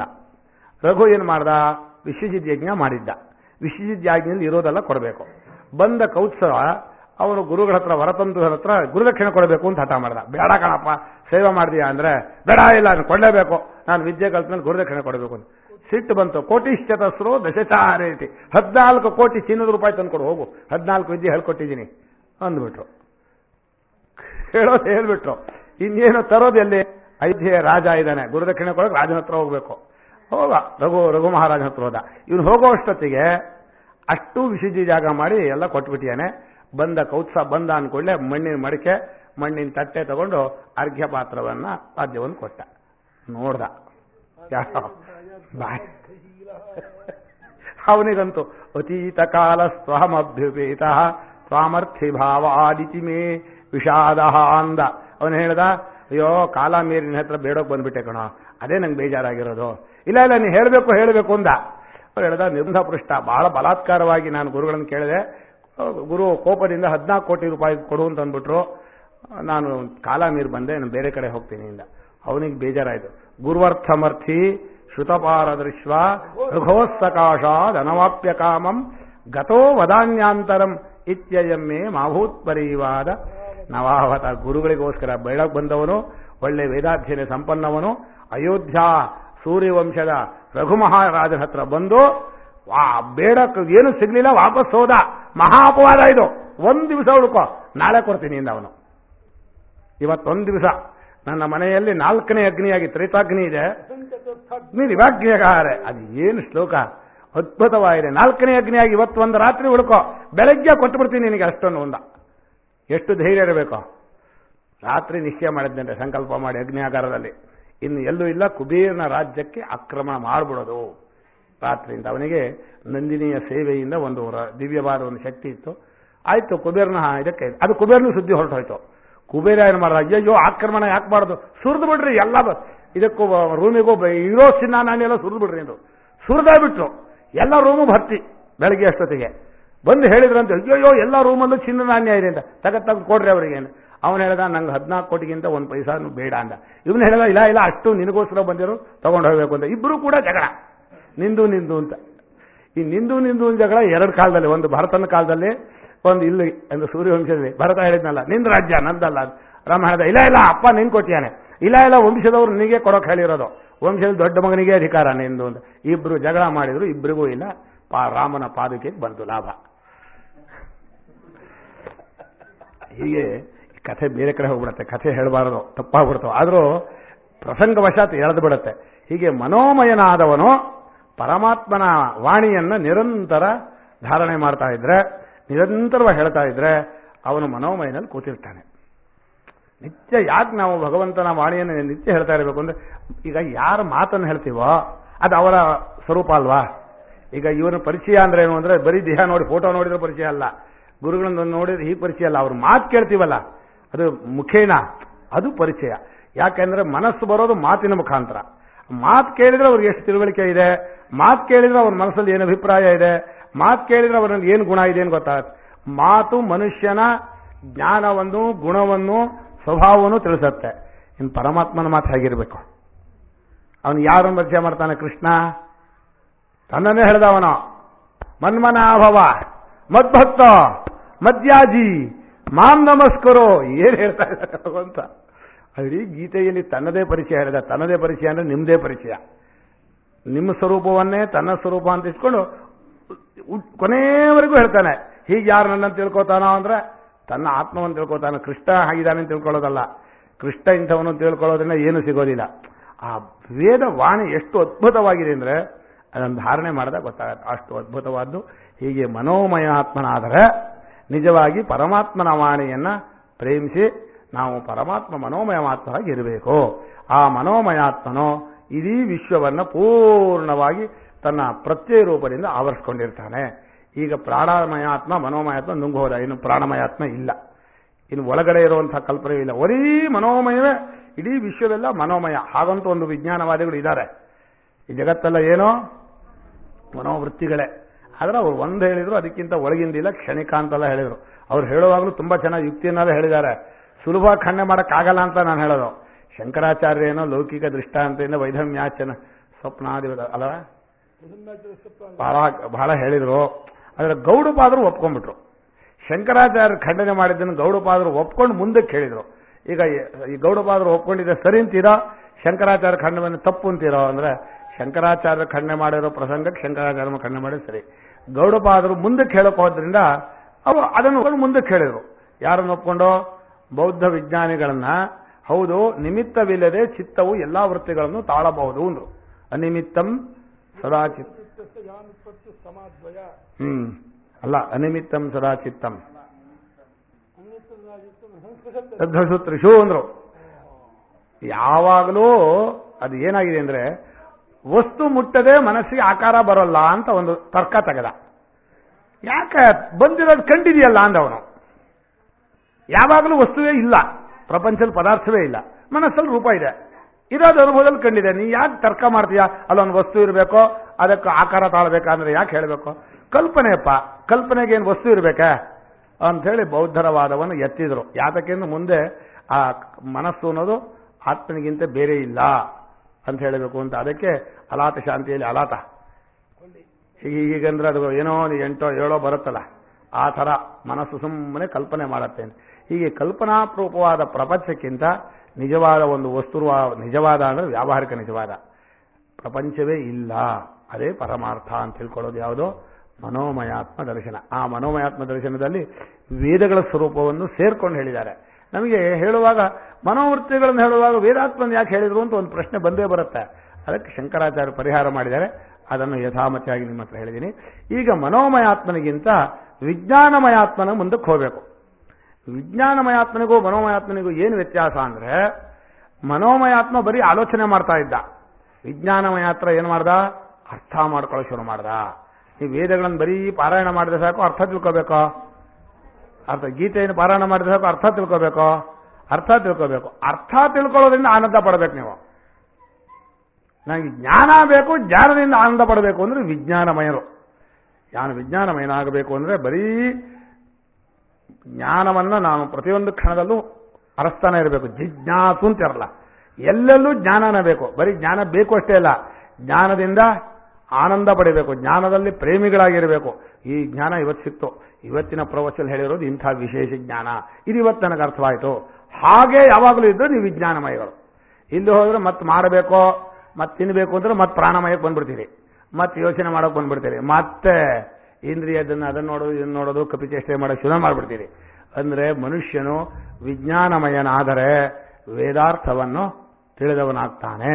ಯಾವುದು ವೇದಗಳ ಮನೋವೃತ್ತಿ ರೂಪವಾಗಿದೆಯೋ ಆ ಮನೋವೃತ್ತಿ ರೂಪವಾದ ವೇದಗಳ ಅರ್ಥದ ಒಟ್ಟೆ ವಿಜ್ಞಾನಮಯಾತ್ಮ.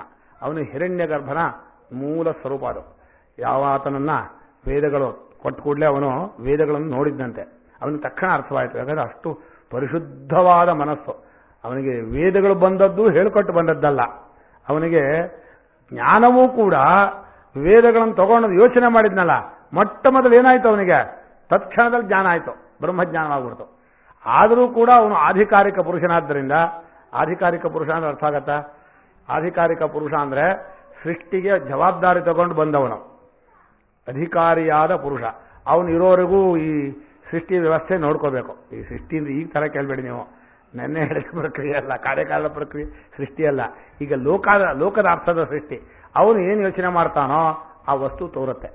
ನೀವು ಬ್ರಹ್ಮಲೋಕವನ್ನು ಉಪಾಸನೆ ಮಾಡಿ ಬ್ರಹ್ಮಲೋಕಕ್ಕೆ ಹೋಗ್ಬಿಟ್ರೆ ನೀವು ಮನಸ್ಸಲ್ಲಿ ಯೋಚನೆ ಮಾಡಿದ್ ಮುಂದಿನ ಬಿಡುತ್ತೆ. ಸಂಕಲ್ಪಾದೇವಾಸ್ತಿ ಪಿತರ ಸಮುತ್ತಿಷ್ಟಂತೆ ಅಂತ. ಅವನು ಹಿರಣ್ಯಗರ್ಭ ವೇದಗಳನ್ನು ನೋಡಿದ.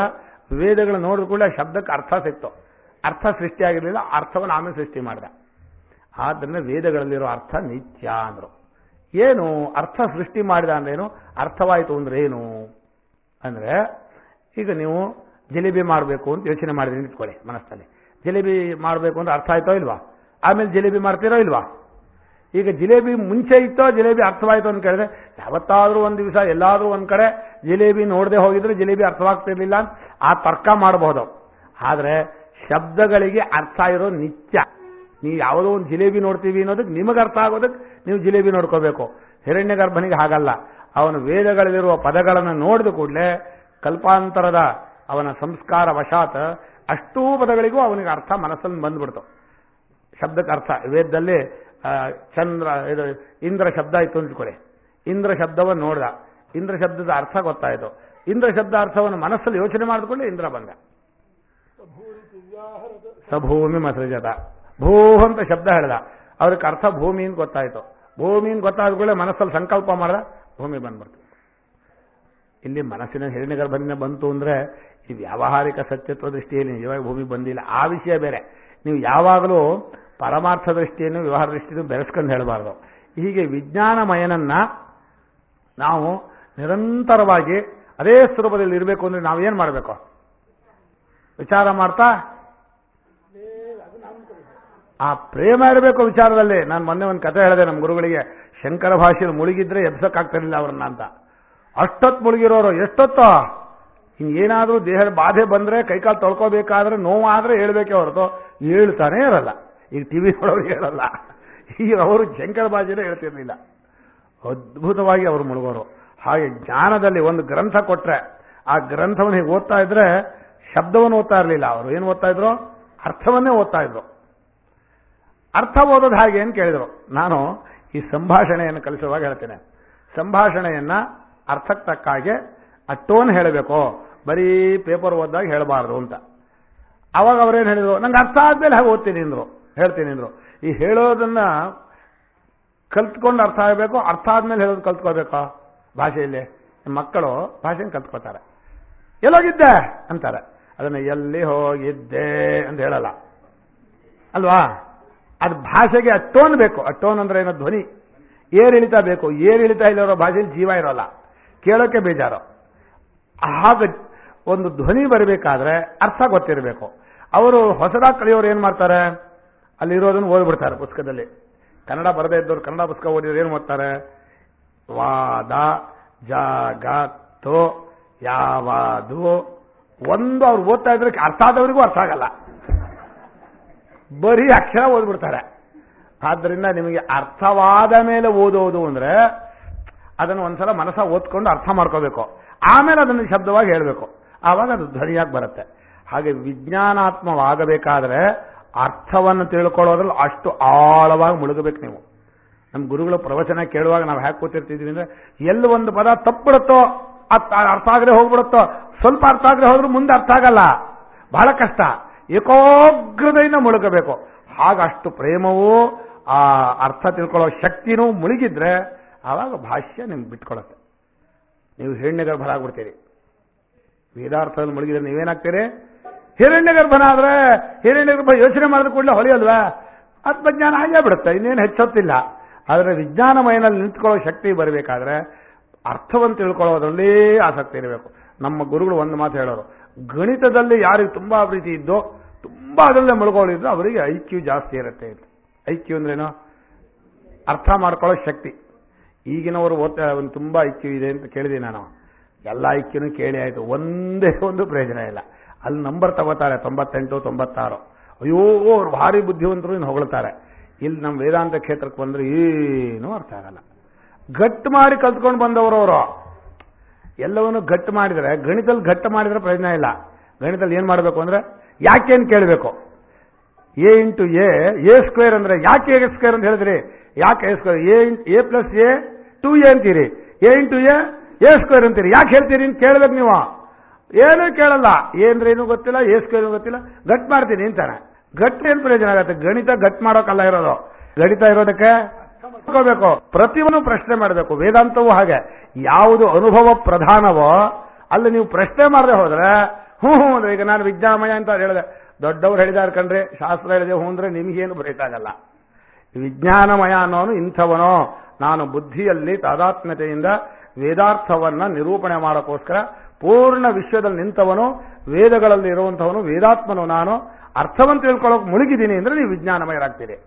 ಇಲ್ಲದೆ ಹೋದ್ರೆ ಯಾವಾಗಲೂ ಮನೋಮಯನೋ ಪ್ರಾಣಮಯನೋ ಅನ್ನಮಯನೋ ಆಗಿರ್ತೀವಿ. ಅನ್ನಮಯವೇನಾ? ಇಲ್ಲ, ಅನ್ನಮಯ ಹೆಚ್ಚೊತ್ತಿಲ್ಲ. ಯಾವ ಮಯ ಹೆಚ್ಚತ್ತು ನೀವು ಒಂದು ದಿವಸದಲ್ಲಿ ಕೇಳಿದ್ರೆ? ಮನೋಮಯನ. ಕಲ್ಪನೆ ಮಾಡ್ತೀರಿ ಅಂತ ಆಯ್ತು. ಕಲ್ಪನೆ ಮಾಡೋದು ಭಯ. ಕಲ್ಪನಾ ಯಾವತ್ತು ಅಶಿವಾಹ ಅಂತ ಹೇಳಿದ್ದಾರೆ. ಅಮಂಗಳ ಕಲ್ಪನೆ, ಭಯ, ಕಲ್ಪನೆ ಬಂಧನ, ಕಲ್ಪನೆ ದುಃಖ. ಮನೋಮಯ ಬಹಳ ಕಷ್ಟಪ. ವಿಜ್ಞಾನಮಯ ಚೆನ್ನಾಗಿರುತ್ತೆ. ಒಂದು ವೇದಾಂತಕ್ಕೆ ಅಧಿಕಾರಿಯಾಗಬೇಕಾದ್ರೆ ಬುದ್ಧಿಶಕ್ತಿ ತುಂಬ ಚೆನ್ನಾಗಿರಬೇಕು. ಪರಮ ಪ್ರೇಮ, ಪರಮ ಭಕ್ತಿ, ಭಗವಂತ ಚೆನ್ನಾಗಿರಬೇಕು. ಆ ಭಕ್ತಿಯೂ ಇದ್ದು ಒಳ್ಳೆ ಗುಣಗಳು ಇದ್ದುಬಿಟ್ರೆ ಇನ್ನು ಯಾವುದನ್ನು ಕೇಳಲ್ಲ ನಾವು. ಜಾತಿ ಗೀತಿ ಗಂಡಸು ಹೆಂಗಸು ಕೇಳಲ್ಲ. ಮೂರು ಇದ್ದುಬಿಟ್ರೆ ಖಂಡಿತ ಶಂಕರ ಭಾಷ್ಯ ಅರ್ಥ ಆಗತ್ತೆ. ಯಾವ ಮೂರು? ಪರಮ ಪ್ರೇಮ, ಒಳ್ಳೆ ಬುದ್ಧಿಶಕ್ತಿ, ಗುಣಗಳು, ಅಮಾನಿತ್ವಾದಿ ಗುಣಗಳು. ಅದು ಮೂರು ಇದ್ದು ಬಿಟ್ರೆ ಖಂಡಿತ ಅವನಿಗೆ ಹೇಳಬಹುದು. ಅದರಲ್ಲಿ ಕೆಲವು ಸಲ ನಾನು ಹೇಳ್ತೇನೆ, ಭಕ್ತಿ ಇದ್ಬಿಟ್ರೆ ಬಾಕಿದೆಲ್ಲ ಭಗವಂತ ಕೊಟ್ಟು ಬಿಡ್ತಾನೋ ಅಂತ. ನಮ್ಗೆ ಕೆಲವು ಸಲ ಅದ್ಭುತವಾದ ಕೇಳಿಸುತ್ತದೆ. ಅವನ ಭಕ್ತಿ ನೋಡಿ ಅವನ ಬುದ್ಧಿಯಲ್ಲಿ ದದಾಮಿ ಅಂತ ಹೇಳಿದಾನಲ್ಲ, ಅದು ಹೌದು ಅನಿಸ್ಬಿಡುತ್ತೆ. ಆ ಭಕ್ತಿಗೆ ಭಗವಂತ ಮೆಚ್ಚಿ. ಈಗ ಬುದ್ಧಿಶಕ್ತಿಯನ್ನು ನಮ್ಮವ್ರು ಹೇಳ್ತಾರೆ ಹೆಚ್ಚು ಮಾಡೋಕೆ ಬರಲ್ಲ, ಕಡಿಮೆ ಮಾಡೋಕ್ಕೂ ಬರಲ್ಲ. ಅವರವ್ರ ಅಭ್ಯಾಸದಿಂದ ಅವ್ರು ಸ್ವಲ್ಪ ಬೆಳೆಸ್ಕೋಬಹುದು. ಕೊಟ್ಟ ಬುದ್ಧಿಶಕ್ತಿ ಕರ್ಮ ತಕ್ಕ ಎಷ್ಟು ಹುಟ್ಟಿದೆಯೋ ಅಷ್ಟೇ ಇರುತ್ತೆ ಅಂತ. ಹಾಗೇನಿಲ್ಲ, ಮಹಾತ್ಮರ ಜೊತೆಯಲ್ಲಿದ್ದರೆ, ಭಗವಂತನ ಭಕ್ತಿ ಇದ್ರೆ ಬುದ್ಧಿಶಕ್ತಿ ಬೆಳೆದು ಬಿಡುತ್ತೆ. ಯಾರೋ ಏನೂ ಬರದೇ ಇದ್ದವ್ರು ಏನೋ ಆಗ್ಬಿಡ್ತಾರೆ, ಸಂಬಂಧವೇ ಇಲ್ಲ. ನನ್ನಂತ ಹಳ್ಳಿ ಗುಗ್ಗು ಕೂತ್ಕೊಂಡು ಈ ಗುರುಗಳ ಹತ್ರ ಇದ್ದವ್ರು ಇಲ್ಲಿ ಪ್ರವಚನ ಮಾಡೋ ಕೂತದ್ದೇ ಉದಾಹರಣೆ. ವಿಜ್ಞಾನಮಯನ ಏನೇನೂ ಬರಲ್ಲ ನನಗೆ, ಏನೇನೂ ಬರಲ್ಲ ಅಂದ್ರೆ 6ನೇ ಕ್ಲಾಸ್ ಮಾತ್ರ ಓದಿದ್ದು, ಇನ್ನೆಂಥದ್ದು ಓದಿಲ್ಲ. ಕೇಳ್ರಿ ನೀವು ಪದವಿನ ಅಂತಾವ್, ಎಂಥ ಪದವಿ ಇಲ್ಲ ನನಗೆ. ಸಂಸ್ಕೃತಲ್ಲೂ ಹೇಳಬಲ್ಲೆ, ಕನ್ನಡದಲ್ಲೂ ಹೇಳಬಲ್ಲೆ. ಯಾಕೆಂದ್ರೆ ಗುರುಗಳಿದ್ದಾರೆ, ಗುರುಗಳ ಜೊತೆಲಿ ಇದ್ರ ಭಯ ಎಂತದ್ದು? ಇಡೀ ವಿಶ್ವವು ನಿಂತ್ಕೊಳ್ಳೆ. ಇದಮಿತ್ತಂ, ಶಂಕರರು ಹೃದಯದಲ್ಲಿರೋರು ಸಾಮಾನ್ಯರಲ್ಲ. ಆದ್ರೆ ನಾನು ಹೇಳ್ತೇನೆ, ವೇದಾಂತ ಓದಿದ್ರೆ ಆತ್ಮವಿಶ್ವಾಸ ಇದೆ, ಅಹಂಕಾರ ಅಲ್ಲ, ಆತ್ಮವಿಶ್ವಾಸ ಇದೆ. ನಾನು ತಿಳ್ಕೊಂಡದ್ದು ಸರಿ, ಇದ್ರಲ್ಲಿ ಏನು ತಪ್ಪಿಲ್ಲ ಅಂತ. ಎಷ್ಟು ಜನ ವಾದ ಮಾಡಿದ್ರು ನನ್ನ ಹತ್ರ, ಇದರಲ್ಲಿ ಬಂದ್ಕೊಂಡು ಉಡುಪಿಯಲ್ಲೇ ಭಾರಿ ವಾದ ನಡೆದುಬಿಡ್ತು. ನನಗೆ ಏನು ಅಂತಲೇ ಗೊತ್ತಿಲ್ಲ. ಒಂದು ಕಾಗದ ಬಂದಿತ್ತು, ವೈದಿಕ ದರ್ಶನ ವಾಗ್ವಾದಗಳು ಅಂತ ಒಂದು ಕಾಗದ ಬಂತು, ಬರಬೇಕು ಅಂತ. ನಾನೇನು ಮಾಡ್ಕೊಂಡೆ, ಅದು ದರ್ಶನ ಅನ್ನೋ ಪದ ಭಾರತದ ದರ್ಶನಗಳನ್ನು ಬರೆದು, ಭಾರತ ದರ್ಶನ ಅಂದ್ರೆ ಮ್ಯಾಪ್ ಒಂದು ಮಾಡ್ಕೊಂಡ್ಬಿಟ್ಟೆ. ಮ್ಯಾಪಿನಲ್ಲಿ ಈಗಿನ ಹೆಸರು, ಹಳೆ ಹೆಸರು, ಈಗ ಶತದ್ರೂ, ಸಟ್ಲೈಜ್, ಅದನ್ನೆಲ್ಲ ಕಟ್ ಮಾಡ್ಕೊಂಡು ಹೋದೆ. ಯಾಕಂದ್ರೆ ಅಲ್ಲಿ ಪ್ರವಚನ ಮಾಡೋ ಏನೂ ಗೊತ್ತಿಲ್ಲ. ಭಾರತದ ಈಗಿನ ಹೆಸರೆಲ್ಲ ಎಂತೆಂಥದೋ ಇಲ್ಲ, ಮುಸಲ್ಮಾನರ ಹೆಸರಿದೆ, ಹಿಂದಿದ್ದದ್ದು ಸಂಸ್ಕೃತ ಹೆಸರು, ಒಂದು ಗೊತ್ತಿಲ್ಲ. ಅದನ್ನೆಲ್ಲ ಕಲ್ತ್ಕೊಂಡು ಹೋದೆ. ಹೋಗಿದ್ದೀನಿ 10 ಗಂಟೆ. ಹೋದ್ರೆ ಕಾಯ್ತಾ ಇದ್ದಾರೆ, ಹೀಗೆ 100 ಜನ ಕುರ್ಚಿ ಹಾಕೊಂಡು ಕಾಯ್ತಾ ಇದ್ದಾರೆ. ಏನ್ರಿ ಅವಧಾನ, ನಾನು ಸಾಯಂಕಾಲ ಮಾಡ್ಕೊಂಡ್ಬಿಟ್ಟಿದ್ದೀನಿ. ಬೆಳಗ್ಗೆ 10 ಗಂಟೆ, 10ವರೆಗೆ ಹಾಗೆ ಸ್ನಾನ ಮಾಡಿ ಏನೂ ತಗೊಳ್ಳದೆ ಸಭೆಗೆ ಬಂದ್ಬಿಟ್ಟೆ. ಸಭೆ ಬಂದು ಕೂತ್ರೆ ಯು ಆರ್ ಅನಂತಮೂರ್ತಿ ಇದ್ದಾರೆ, ಡಿ ಆರ್ ನಾಗರಾಜ್ ಇದ್ದಾನೆ, ಇನ್ನೊಬ್ಬ ಎಂತದ ಕೆದ್ಲಾಯ್ ಅಂತ ಒಬ್ಬ ಇದ್ದಾರೆ, ನೋಡಿ ಬಲ್ಲಾ, ಹೀಗೆ 15 ಜನ ಹೀಗೆ ಕುರ್ಚಿಯಲ್ಲಿ ಕೂರಿಸ್ಬಿಟ್ರು. ಕೂರಿಸಿ ಒಬ್ಬೊಬ್ಬರು ಶಂಕರನ್ನು ಬೈತಾ ಇದ್ದಾರೆ. ಒಳ್ಳೆ ಚೆನ್ನಾಗಿದೆ. ನಾನು ಸುಮ್ಮನೆ ಕೂತೆ. ಅಲ್ಲಿದ್ದವರು ಅಧ್ಯಕ್ಷರು, ಇವರು ಯಾರೋ ಈಗಿದಾರಲ್ಲ, ಯು ಆರ್ ಅನಂತಮೂರ್ತಿ, ಅವರು ಅಧ್ಯಕ್ಷರು. ನೀವು ಅವಧಾನಿಗಳೇ ಬರ್ಕೊಳ್ರೆ, ಆನ್ಸರ್ ಹೇಳಬೇಕು ಅಂದರು. ನನಗೆ ಆ ಥರ ಸಭೆ ಹೋಗೇ ಗೊತ್ತಿಲ್ಲ, ಎಲ್ಲ ಇಂಥ ವಿಜ್ಞಾನ ಸಭೆಗೆ ಹೋಗಿರೋದು. ಮೊಟ್ಟ ಮೊದಲು ನನ್ನಲ್ಲಿ ಹಾಕ್ಬಿಟ್ರು. ನನಗೆ ಬೇಜಾರು ಹೊತ್ತಾಯಿತು. ಶಂಕರನ್ ಬೈದ್ರೆ ತಡ್ಕೊಳಕ್ಕಾಗತ್ತಾ? ಏನೋ ಒಂದು ಆವೇಶ ಬಂದ್ಬಿಡ್ತು. 1.5 ಗಂಟೆ ಬೈದಿದ್ದಾರೆ, ಸ್ವಲ್ಪ ಅಲ್ಲ. ಈಗ ಅವಧಾನಿಗಳು ಉತ್ತರ ಹೇಳ್ತಾರೆ ಅಂದ್ರು. ಅವರು ಅಧ್ಯಕ್ಷರು. ಎದ್ದು ನಿಂತೆ ಮೈಕ್ ಹತ್ರ ಹೋದೆ. ಮೈಕ್ ಹತ್ರ ಹೋದ್ಕೊಳ್ಳೆ ಅಧ್ಯಕ್ಷರನ್ನ ಕಾಯ್ದೆ, ಎಷ್ಟು ಟೈಮ್ ನನಗೆ ಹೇಳೋಕೆ? ಒಂದು 20 ನಿಮಿಷ ಹೇಳಿದ್ರು. ಹೇಳಲ್ಲ ಅಂದೆ ನಾನು. ಅವ್ರಿಗೆ 1.5 ಗಂಟೆ ಭಯ ಕೊಟ್ಟು ನನಗೆ 20 ನಿಮಿಷ ಹೇಳಿದ್ರೆ ಹೇಳೋದೇ ಇಲ್ಲ, ಸುಮ್ಮನೆ ವಾಪಸ್ ಹೋಗ್ಬಿಡ್ತೀನಿ ಇದೆ. ಇಲ್ಲ ನೀವು ಹೇಳ್ರಿ ಪರವಾಗಿಲ್ಲ ಅಂದ್ರು. ಮೊದಲ ವಾಕ್ಯಲ್ಲಿ ಹೇಳಿದೆ, ದರ್ಶನ ಅಂದ್ರೆ ಹಳೆ ಕತೆ ಕತೆ ಹೇಳೋದಲ್ಲ, ಅನುಭವಕ್ಕೆ ಬರೋ ಹಾಗೆ ಹೇಳಬೇಕು. ಇಲ್ಲಿ ಈಗ ಎಲ್ರಿಗೂ ಒಪ್ಪ ಹಾಗೆ ಹೇಳಬೇಕು ಅಂದೆ. ಹೊಡೆದ್ರು ಚಪ್ಪಾಳನ, ಏನು ಹೊಡೆದದ್ದೇ ಹೊಡೆದವು. ಉತ್ಸಾಹನೂ ಬಂದ್ಬಿಡ್ತು. ಶಂಕರನ್ನು ಬೈತಾ ಇದ್ದಾರೆ, ಕೇಳ್ತೀನಿ. ಯಾವ ದರ್ಶನದಲ್ಲಿ ಅನುಭವನಿಷ್ಠವಾದಂತಹ ಒಂದು ವಾಕ್ಯ ಇದೆ. ದರ್ಶನ ಅಂದ್ರೆ 3 ವಿಷಯ ಹೇಳಬೇಕು: ಜೀವನ ಸ್ವರೂಪ, ಜಗತ್ ಸ್ವರೂಪ, ಜಗತ್ಕಾರಣ ಸ್ವರೂಪ. ಇಷ್ಟು ಜನ ಹೇಳ್ತೀರಲ್ಲ, ಹೇಳ್ರಿ ಜೀವನ ಸ್ವರೂಪ ಏನು, ಜಗತ್ತಿನ ಸ್ವರೂಪ ಏನು? ಶಂಕರ ದರ್ಶನ ಬೈತೀರಾ ನೀವು? ಬರೀ ಸುಳ್ಳ ಬೈತೀರಿ. ಕತೆ ಹೇಳಿ ಬೌದ್ಧ ಸನ್ಯಾಸಿಗಳನ್ನು ಕೊಲಿಸಿದ್ರು ಅಂತ. ಎಂತಹದ್ದ ಏನ್ ನಡೆದಿದೆಯೋ ಕತೆ. ಅವರು ಪ್ರಕೃತಿಗಾಮಿಗಳು ಆ ಬೌದ್ಧವಾದವನ್ನೇ ಹಿಡ್ಕೊಂಡು ಎತ್ತು ಹೇಳಿದರು. ನನಗೆ ಸಿಟ್ಟು ಬಂತು. ಶಂಕರ ದರ್ಶನವನ್ನು ಮಂಡನೆ ಮಾಡೋ ಜೊತೆಯಲ್ಲಿ ಬೌದ್ಧ ದರ್ಶನದಲ್ಲಿ ಆತ್ಮನೇ ಇಲ್ಲ, ನಾನೇ ಇಲ್ಲ ಹೇಳ್ತೀನಿ. ಆತ್ಮನೇ ಇಲ್ವಂತೆ, ನಿರಾತ್ಮ್ಯವಾದ, ವಸ್ತುವೇ ಇಲ್ಲ, ನೈಸ್ವಭಾವ್ಯ. ಅದಕ್ಕೆ ಜಗತ್ ಕಾರಣ ಅಂತ ಇರುತ್ತೆ. ಜಗತ್ತು ಇಲ್ಲ, ಜೀವನೂ ಇಲ್ಲ, ಜಗತ್ ಕಾರಣವೂ ಇಲ್ಲ. ಅದೆಂತ ದರ್ಶನ ಅಂತ ನನಗೆ ಸಿಟ್ಟಲ್ಲಿ ಆ ಶಂಕರನ ಬೈದಿದ್ರಲ್ಲ, ಆ ಬೈದಿದ್ದು ಒಳಗಡೆಯಿಂದ ಎದ್ದು ಬಿಡ್ತು. ಹೇಳಿದ್ರೆ ಜನ ಹೊಡೆದ್ರು ಸಂತೋಷದಿಂದ. ನನಗೆ ಆಮೇಲೆ ಯಾಕೆ ಹೊಡಿತಾ ಇದ್ರು? ಹೀಗಿರ್ಬೇಕಂದ್ರೆ ನೀವು ಒಬ್ಬರೇ ಸಾಕು, ಬರೀ ದಿವಸ ಹೀಗೆ ಕೊಡಿತಾ ಇದ್ರು ನಮ್ಮನ್ನ, ಚೆನ್ನಾಗಿ ಎಲ್ರಿಗೂ ಮಾಡಿಬಿಟ್ರು ಅಂತ. ಆಮೇಲೆ ಅಧ್ಯಕ್ಷರು ಕೊನೆಗೆ ಒಂದು ಪ್ರಶ್ನೆ ಹೇಳಿದೆ, ಇಷ್ಟು ಜನ ಇದೆಯಲ್ಲ ಶಂಕರ ಭಾಷೆ ಓದಿದ್ರಿ ಅಂದ್ರೆ, ಈಗಲೂ ಇದೆಯಲ್ಲ, ಓದ್ದೆ ಸುಮ್ಮನೆ ಖಂಡನೆ ಮಾಡ್ತೀರಲ್ಲ ಅಂದೆ. ಅಧ್ಯಕ್ಷರು ಹೌದು, ಅವಧಾನ ಹೇಳಿದಾಗ ನಾವು ಶಂಕರ ಭಾಷೆ ಅಧ್ಯಯನ ಮಾಡಲಿಲ್ಲ. ಅವರು ಹೇಳಿದಾಗ ಶಂಕರ ಭಾಷ್ಯ ಐಕಾತ್ಮ್ಯವಾದ ಅನುಭವನಿಷ್ಠ ಅಂತ ಅಲ್ಲೂ ಒಪ್ಕೊಂಡ್ರು. ಆಮೇಲೆ ಒಪ್ಕೊಂಡ್ರೋ ಇಲ್ವೋ ಬಿಡಲಿಲ್ಲ.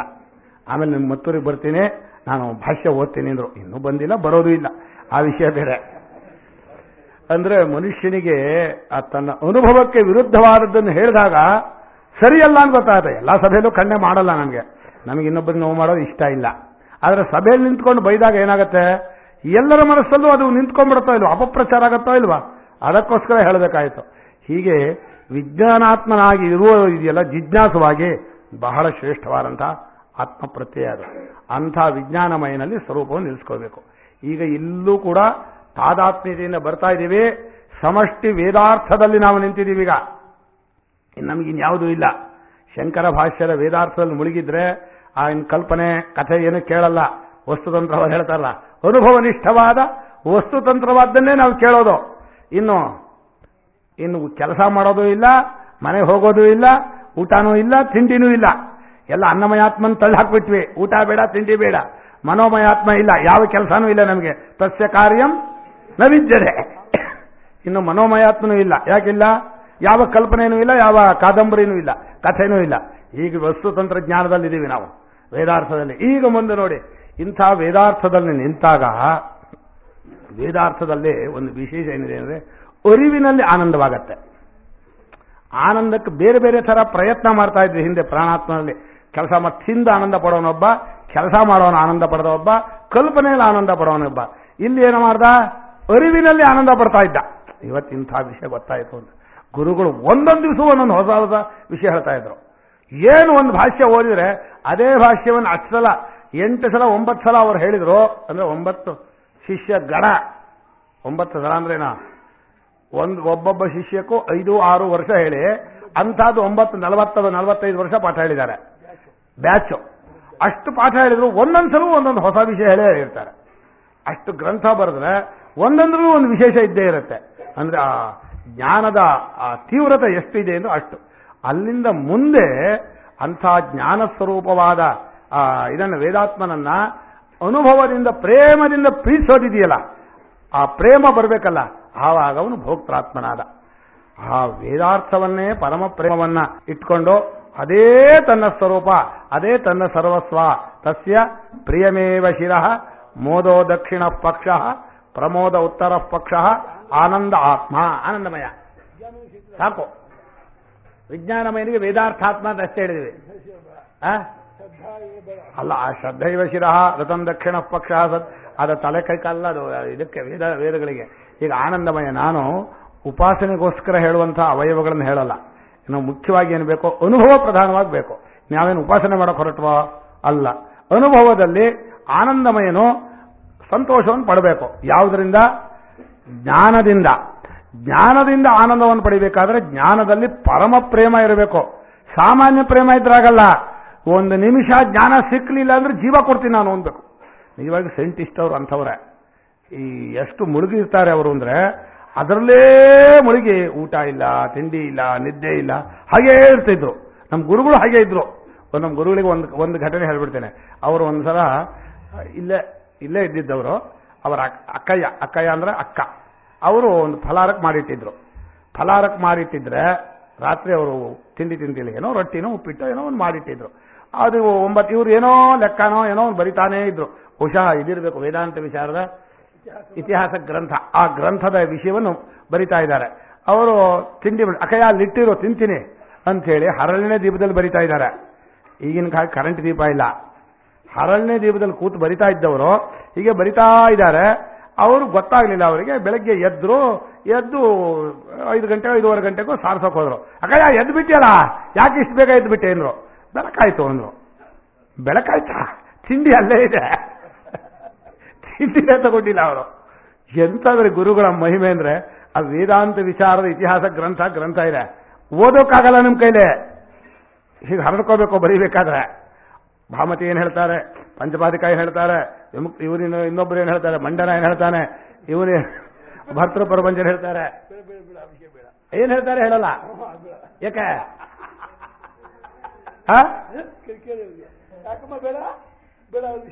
ಯಾರೇನ್ ಹೇಳ್ತಾರೆ ಅಂತ ಹೇಳೋದಿಲ್ಲ ನಾನು.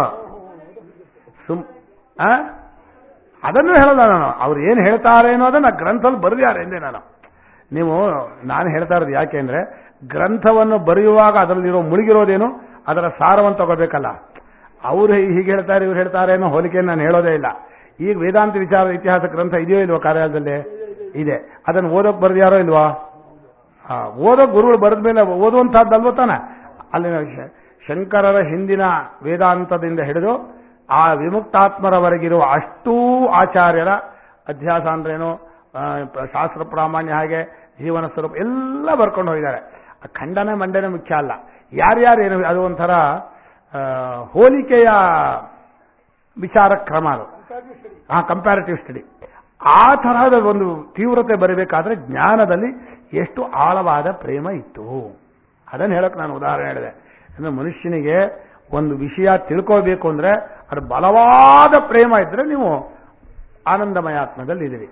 ಆನಂದಮಯ ಅಂದ್ರೆ ನಾನೊಂದು ಪ್ರೀತಿಸ್ತೀನಿ ಅಂದ್ರೆ ನೀವು ಇನ್ನೊಂದು ಹೇಳಬಹುದು, ಲೌಕಿಕವಾಗಿ ಬರೀ ಪ್ರೇಮದಿಂದಲೇ ಆನಂದ ಪಡ್ತೀನಿ, ಪ್ರೇಮಕ್ಕೇನು ಫಲ ಕೇಳಲ್ಲ, ಪರಮಾತ್ಮನ ಪ್ರಯತ್ನಿಸ್ತಿದ್ದೀನಿ, ಪರಮಾತ್ಮನ ಪ್ರೇಮವೇ ಸಾಕು ಅಂತಿದ್ದಲ್ಲ. ಆದ್ರೆ ಅಲ್ಲಿ ಪರಮಾತ್ಮನ ಪ್ರೇಮದಲ್ಲಿ ಏನಾಗಿದೆ ಅಂದ್ರೆ ಕಲ್ಪಿತ ಪ್ರೇಮ ಇದ್ಬಿಟ್ಟಿದೆ, ಅರ್ಥ ಆಗಿಲ್ಲ, ಆ ಪ್ರೇಮ ಸಾಕಾಗಲ್ಲ.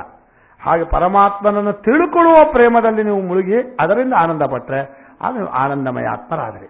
ಹೀಗೆ ಒಂದರಿಂದ ಒಂದು ಸೂಕ್ಷ್ಮವೂ ಅಂತರತಮವೂ ವ್ಯಾಪಕವೂ ಆಗಿದೆ. 5 ಕೋಶಗಳನ್ನು ಹೇಳಿದ್ವಿ. 5 ಕೋಶಗಳು ಕಲ್ಪಿತವೆ, ಅಂದ್ರೆ ನಿಜವಾದದ್ದಲ್ಲ. ಈಗ ಆನಂದಮಯ ಆತ್ಮನಿಗೆ ಮೂಲ ಸಾಕ್ಷಿ ನಮ್ಮ ಸ್ವರೂಪ. ಅವನೇ ಆನಂದಮಯ ಆತ್ಮನಾದ, ಅವನೇ ವಿಜ್ಞಾನಮಯ ಆತ್ಮ ತೋರ್ಕೊಂಡ, ಅವನೇ ಮನೋಆತ್ಮನಾದ, ಅವನೇ ಅಂದ್ರೆ ಒಬ್ಬನೇ 5 ಆಗೋದಿಲ್ವಲ್ಲ, ಒಂದಾದಾಗ ಇನ್ನೊಂದು ಆಗೋಗಿರೋಕ್ಕೆ ಸಾಧ್ಯ ಇಲ್ವಲ್ಲ.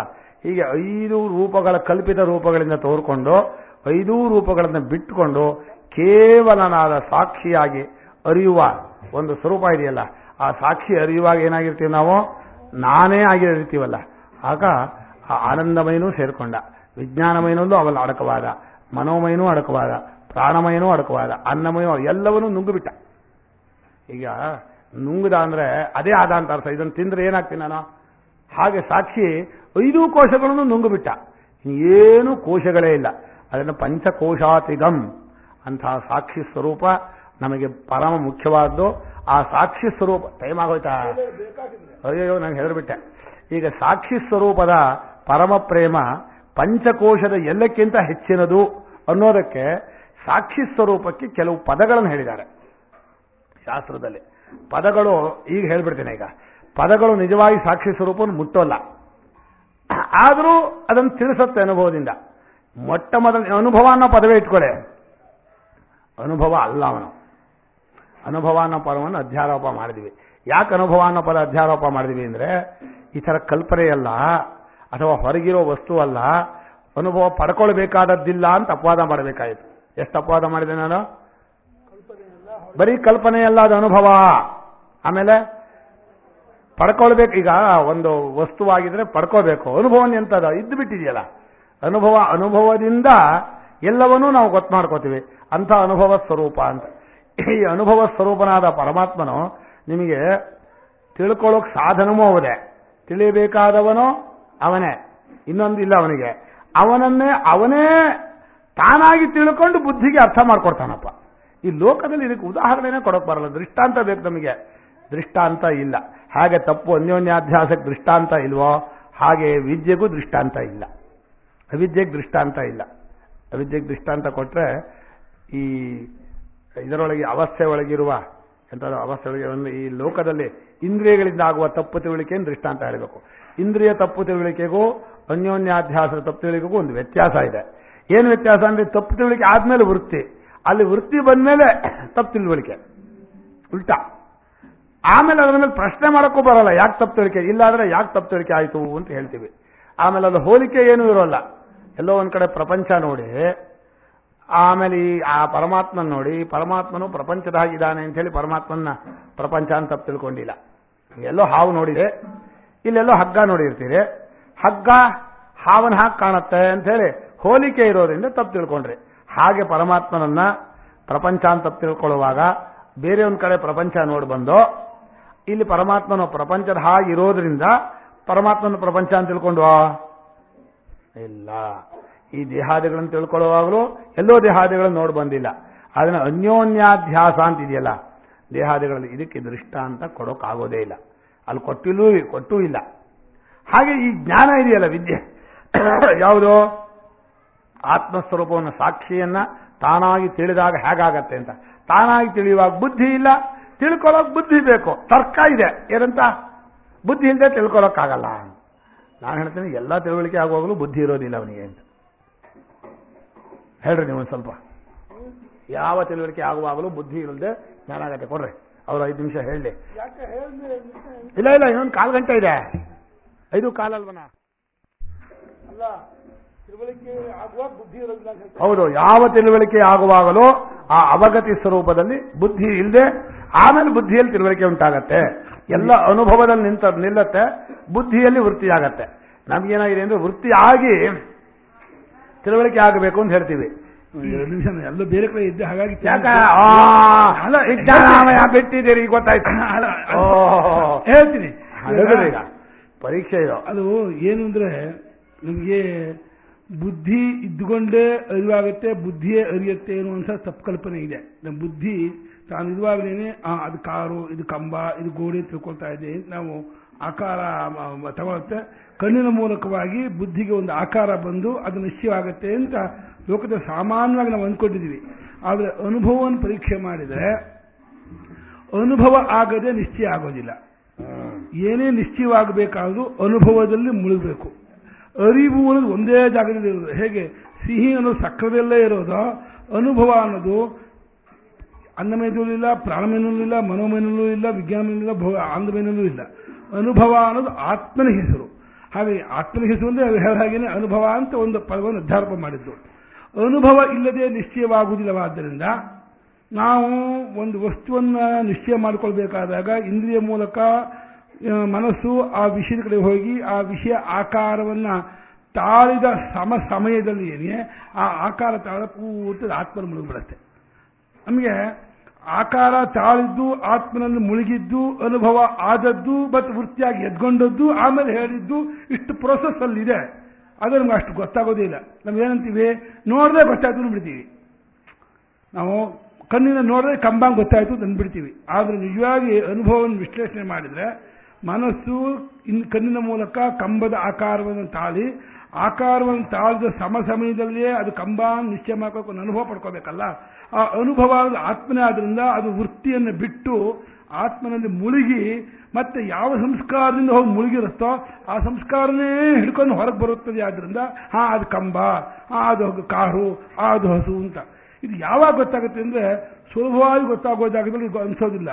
ಸ್ವಲ್ಪ ಕಷ್ಟಪಟ್ಟು ಗೊತ್ತು ಮಾಡ್ಕೊಳ್ಳೋ ಜಾಗದಲ್ಲಿ ಗೊತ್ತಾಗುತ್ತೆ ನೋಡಿ. ಕೆಲವು ಲೆಕ್ಕವನ್ನು, ಕೆಲವು ದೂರದಲ್ಲಿರುವ ವಸ್ತುವನ್ನು, ಅದೇನದು, ಅದೆಂಥದ್ದು, ಅಥವಾ ಈ ಲೆಕ್ಕಕ್ಕೆ ಹೇಗೆ ಉತ್ತರ ಅಂತ ಯೋಚನೆ ಮಾಡ್ತಿರುವಾಗ ಅಲ್ಲಿ ಅನುಭವ ಅನ್ನೋದು ಅಳವಡದೆ ಹೋದರೆ ಅದು ನಿಶ್ಚಯ ಆಗೋದೇ ಇಲ್ಲ.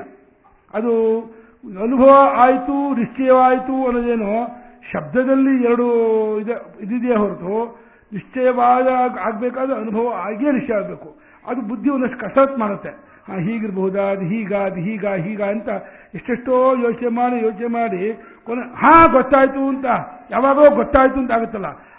ಗೊತ್ತಾಯ್ತು ನಾವು ಅನ್ನುವಾಗ ಆ ಗೊತ್ತಾಯ್ತು ನಿಶ್ಚಯಕ್ಕೆ ಪೂರ್ವಭಾವಿಯಾಗಿ ಆ ವೃತ್ತಿ ಅನುಭವದಲ್ಲಿ ಮುಳುಗಿ ತಕ್ಷಣ ಅದು ಕೊಟ್ಬಿಡುತ್ತದು.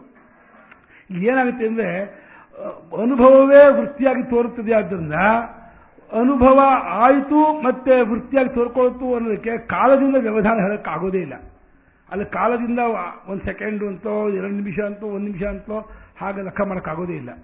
ಅದು ಅನುಭವದನ್ನು ನಾವು ಅನುಭವನ್ನೇ ಮನನ ಮಾಡಿದ್ರೆ ಮಾಡಿಕೊಂಡ್ರೆ, ಅನುಸಂಧಾನ ಮಾಡಿಕೊಂಡ್ರೆ ಏನಾದರೂ ಒಂದು ವಿಷಯ ನಮ್ಗೆ ಗೊತ್ತಾಗಬೇಕು ಅಂತ ಆದಾಗ ಯೋಚನೆ ಮಾಡ್ತಾ ಇರ್ತೀವಿ. ಗೊತ್ತಾಗಿಲ್ಲ ಅಂತ, ಏನಿದು ಹೀಗೆ ಗೊತ್ತಾಗ್ತಿಲ್ವಲ್ಲ ಅಂತ ಬುದ್ಧಿ ಅದು ಗೊತ್ತು ಮಾಡ್ಕೋಕ್ಕೋಸ್ಕರ ಕಸರತ್ತು ಮಾಡ್ತಾ ಇರುತ್ತೆ. ಈ ಕೆಲವು ಸಂದರ್ಭದಲ್ಲಿ ಈ ಕೆಲವು ಪದಾರ್ಥವನ್ನು ಬೀಗಕ್ಕೆ ಎಲ್ಲಿಟ್ಟಿರ್ತೀವಿ ಅಂತ ಜ್ಞಾಪಕನೇ ಆಗಲ್ಲ. ಎಲ್ಲಿಟ್ಟೆ ಏನಾಯಿತು ಅಂತ ನಾವು ಅಲ್ಲಿ ಹೋಗಿದ್ದೆ, ಇಲ್ಲಿಗೆ ಹೋಗಿದ್ದೆ, ಅಲ್ಲೆಲ್ಲ ಕಡೆ ನೋಡ್ತೀವಿ. ಕೊನೆಗೆ ಅಲ್ಲಿ ಹೋಗಿದೆ ಅಂತ ಯಾವಾಗ ಫ್ಲ್ಯಾಶ್ ಆಗುತ್ತಲ್ಲ, ಆ ಫ್ಲ್ಯಾಶ್ ಆಗೋದಕ್ಕೆ ಒಂದು ಅನುಭವ ಬೇಕು. ಫ್ಲ್ಯಾಶ್ ಆಗೋದನ್ನು ನಿಶ್ಚಯವಾಗೋದು, ಆ ನಿಶ್ಚಯವಾಗೋದಕ್ಕೆ ಒಂದು ಅನುಭವದ ಒಂದು ತಳಹದಿ ಇರಬೇಕು. ಅನುಭವದ ತಳಹದಿ ಇಲ್ಲದೇನೆ ಯಾವ ನಿಶ್ಚಯವೂ ಎದುಗೋದಿಲ್ಲ. ಆ ಅನುಭವದ ತಳಹದಿಯೇ ಆತ್ಮನು, ಆ ನಿಶ್ಚಯವೇ ಬುದ್ಧಿವೃತ್ತಿ. ನಿಶ್ಚಯ ಅನ್ನುವಂಥ ಬುದ್ಧಿವೃತ್ತಿ ಅನುಭವ ಅನ್ನುವಂತಹ ಆತ್ಮನಲ್ಲಿ ಮುಳುಗಿ ಎದ್ದು ಇಂಥದ್ದು ಈ ಜಾಗ, ಆ ಲೆಕ್ಕ ಹೀಗೆ, ಈ ವಸ್ತು ಇಂಥದ್ದು ಅಂತ ಇದಾಗುತ್ತೆ. ಇದನ್ನ ಸ್ವಲ್ಪ ಸೂಕ್ಷ್ಮವಾಗಿ ಅನುಭವವನ್ನೇ ಲಕ್ಷಿಸಿ ನೋಡುವವರೆಗೆ ಗೊತ್ತಾಗುತ್ತೆ. ಬೇಗನೆ ಗೊತ್ತಾಗೋದಿಲ್ಲ. ಇದು ಗೊತ್ತಾಗೋದಕ್ಕೂ ಸ್ವಲ್ಪ ಕಾಲ ತಗೊಳುತ್ತೆ, ಸ್ವಲ್ಪ ದಿವಸ ತಗೊಳುತ್ತೆ. ಮತ್ತೆ ನೋಡಿದಾಗ ಹೀಗಾಗ್ತಾ ಇದೆ. ಯಾರು ತಮಗಾಗುತ್ತಿರುವ ಅರಿವನ್ನು ಪರೀಕ್ಷೆ ಮಾಡ್ತಾರೋ ನಮಗೆ ಅರಿವಾಗುವಾಗ ಹೇಗೆ ಅರಿವಾಗುತ್ತೆ ಅನ್ನೋದನ್ನು ಯಾರು ಪರೀಕ್ಷೆ ಮಾಡ್ಕೊಳ್ತಾರೋ ಅವರಿಗೆ ಅರಿವಿನ ಪ್ರೊಸೆಸ್ ಈ ರೀತಿ ಇದೆ. ಅನುಭವ, ಮುಂಚೆ ಇಂದ್ರಿಯ ಮೂಲಕ ವೃತ್ತಿ, ವೃತ್ತಿ ಆದ ಅನುಭವ, ಅನುಭವದಿಂದ ಮತ್ತೆ ವೃತ್ತಿ, ಆಮೇಲೆ ಆ ವೃತ್ತಿ ನಿಶ್ಚಯ. ವೃತ್ತಿ ನಿಶ್ಚಯ ವೃತ್ತಿ ಎರಡು ಬೇರೆ ಅಲ್ಲ. ಅನುಭವ ಆದ ಕೂಡ ನಿಶ್ಚಯ ಕೊಟ್ಬಿಡುತ್ತೆ. ಅನುಭವ ಆಗದೆ ಹೋದರೆ ವೃತ್ತಿಯಲ್ಲೇ ಇದ್ದರೆ ಅದೇನು ಮಾಡಿದ್ರು ಇಂಥದ್ದು ನಿಶ್ಚಯ ಆಗೋದೇ ಇಲ್ಲ. ವೃತ್ತಿಯನ್ನು ಬಿಟ್ಟಾಗ ಅದು ಮತ್ತೆ ನಿಶ್ಚಯವಾಗಿ ತೋರ್ಕೊಳ್ಳುತ್ತೆ.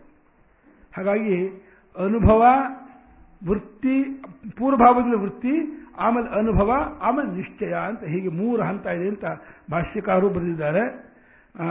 ಸದ್ಗರ್ಭೈವ ಪ್ರವಿಲೀಯತೆ ಪರಿವ್ಯಾಪ್ಯಮಾನಾಪಿ ಬುದ್ಧಿ ಸದ್ಗರ್ಭೈವ ಪ್ರವಿಲೀಯತೆ ಅಂತ ಇಲ್ಲಿ ಬರೆದಿದ್ದಾರೆ. ಬುದ್ಧಿಯು ತಾನು ನಿಶ್ಚಯ ಮಾಡೋಕ್ಕೋಸ್ಕರ ಅಡಗುವಾಗ ಸತ್ಸ್ವರೂಪರಾದ ಆತ್ಮನಲ್ಲಿ ಅಡಗಿ ಆಮೇಲೆ ಬುದ್ಧಿವೃತ್ತಿಯಿಂದ ಇಂಥದ್ದು ಅಂತ ಹೇಳ್ಕೊಂಡು ಹೋಗುತ್ತೆ ಅಂತ. ಅದು ಏನಾಗಿದೆ ಅಂದರೆ ಆ ಅನುಭವ ಒಂದು ರೀತಿ ಎಲ್ಲ ಕಡೆಯಲ್ಲೂ ವ್ಯಾಪ್ತವಾಗಿರ್ತದೆ. ಆದ್ದರಿಂದ ಆ ಅನುಭವಕ್ಕೆ ತನ್ನದಾದ ಒಂದು ಜಾಗ, ಒಂದು ದೇಶ ಅಂತಿಲ್ಲ. ಹಾಗಾಗಿ ಅಲ್ಲಿ ಹೋಗಿ ಮುಳುಗಿ ಬರ್ತೀನಿ ಅಂತ ಹಾಗಲ್ಲ. ಎಲ್ಲಿ ಬುದ್ಧಿವೃತ್ತಿ ಎದ್ಕೊಂಡು ನಿಶ್ಚಯ ಮಾಡ್ಕೋಬೇಕು ಅಂತ ಅಪೇಕ್ಷೆ ಪಡುತ್ತೋ ಆ ನಿಶ್ಚಯ ಮಾಡಿಕೊಳ್ಳುವ ಆ ಹಿಂದಿನ ಕ್ಷಣದಲ್ಲಿ ಅಲ್ಲೇ ಅನುಭವ ಸ್ವರೂಪದ ಆತ್ಮ ಇರುತ್ತವಾದ್ದರಿಂದ ಅಲ್ಲಿಯೇ ಬುದ್ಧಿವೃತ್ತಿ ಬಿಟ್ಕೊಂಡು ಮತ್ತೆ ಬುದ್ಧಿವೃತ್ತಿ ಇಂಥದ್ದು ನಿಶ್ಚಯ ಮಾಡುತ್ತೆ. ಸೂಕ್ಷ್ಮ, ಇದನ್ನ ಗೊತ್ತಾಗೋಕ್ಕೆ ಸ್ವಲ್ಪ ಕಷ್ಟ. ಹೀಗೆ ವಾದದ ವಿಚಾರ ಅಲ್ಲ. ವಾದ ಮಾಡಕ್ಕೆ ಹೋದ್ರೆ ನಿರ್ಣಯ ಮಾಡೋಕ್ಕಾಗಲ್ಲ. ಇದು ಈಗ ಅನುಭವ ಅದರ ಅರ್ಥಜ್ಞಾನ, ಸಾಕ್ಷಿ ಅನುಭವ ಅದರ ನಿಶ್ಚಯ ಜ್ಞಾನ. ಈ ನಿಶ್ಚಯ ಜ್ಞಾನವಾಗುವಾಗ ಸಾಕ್ಷಿಯಲ್ಲಿ ನಾನಾಗುಳಿದ್ರೆ ಮಾತ್ರ ನಿಶ್ಚಯ ಜ್ಞಾನ ಆಗತ್ತೆ. ಇದು ನೋಡೋಕೆ ಹೋದ್ರೆ ಕಲ್ಪನೆ ಆಗ್ಬಿಡುತ್ತೆ. ನೀವು ನೆನಪಿಟ್ಕೋಬೇಕು, ನಮ್ಮ ಅಭ್ಯಾಸ ಹಾಗೆ ಆಗಿದೆ. ಹೀಗೆ ಸಾಕ್ಷಿ ಸ್ವರೂಪದಲ್ಲಿ ಮುಳುಗುವುದಕ್ಕೋಸ್ಕರ ಈ ಕೋಶವನ್ನೆಲ್ಲ ನಾನು ಅನ್ನೋದನ್ನು ಕರ್ಕೊಂಡು ಹೋಗಿದ್ದೆ. ಅದಕ್ಕೆ ಇಲ್ಲೋದ್ರೆ 5 ಕೋಶ ಹೇಳ್ತಿರ್ಲಿಲ್ಲ. ಯಾಕೆ ಗೊತ್ತಾಗಲ್ಲ ಅಂದ್ರೆ ಯಾವ ಕೋಶದಲ್ಲಿದ್ರೂ ಬರೀ ಸಾಕ್ಷಿ ಸ್ವರೂಪ ಹೇಳಿದ್ರೆ ಅದೇನು ಅಲ್ಲಿ ಸಾಕ್ಷಿ ಎಲ್ಲಿದ್ದಾನೆ? ಕೋರ್ಟಿನ ಸಾಕ್ಷಿ ನಾವು ಸುಳ್ಳು ಹೇಳೋ ಅವ್ರ ಸಾಕ್ಷಿ ಇದಲ್ಲ ಕೋರ್ಟಲ್ಲೇ. ಆ ಥರ ಆಗ್ಬಿಡುತ್ತೆ. ಕೋರ್ಟ್ ಅಂದ್ರೆ ಗೊತ್ತಲ್ಲ.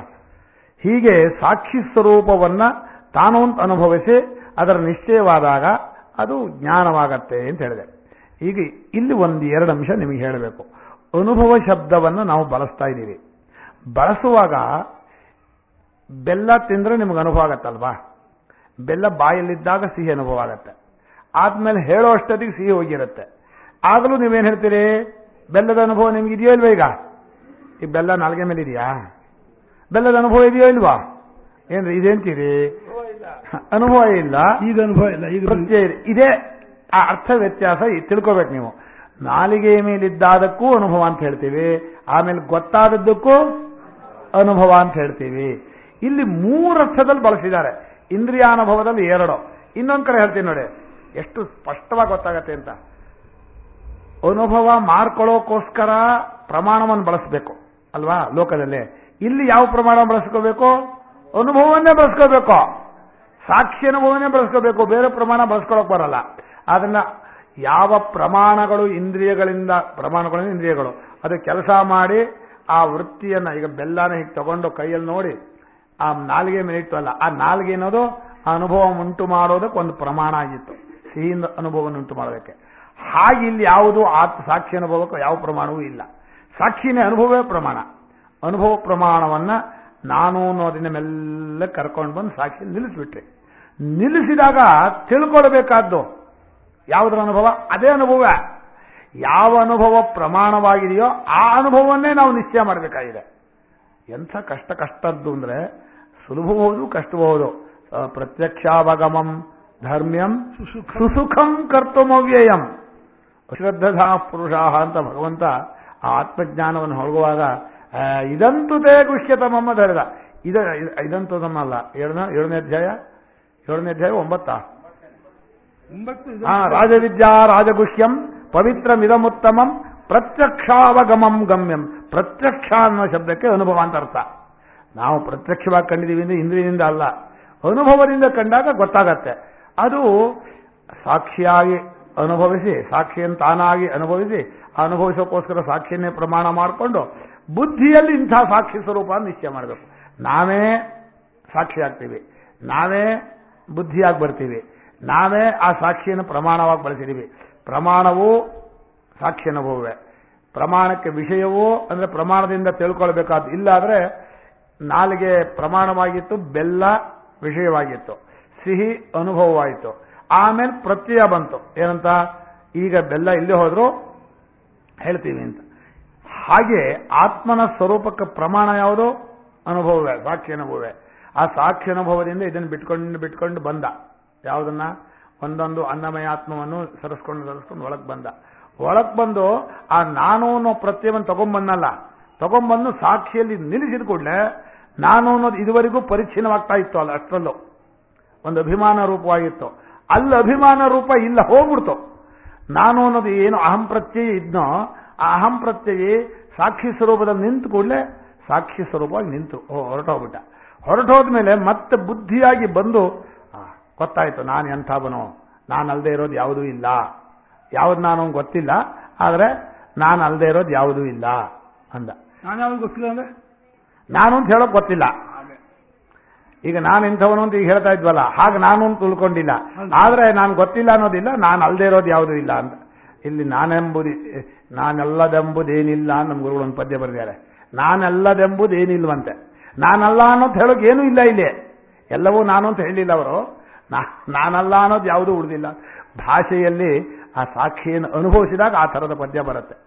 ಎಂಥ ಅನುಭವ ಅಂದರೆ ನೋಡಿ, ಸಾಕ್ಷಿ ಅನುಭವ ಯಾವಾಗಲೂ ಜೊತೆಯಲ್ಲಿದೆ.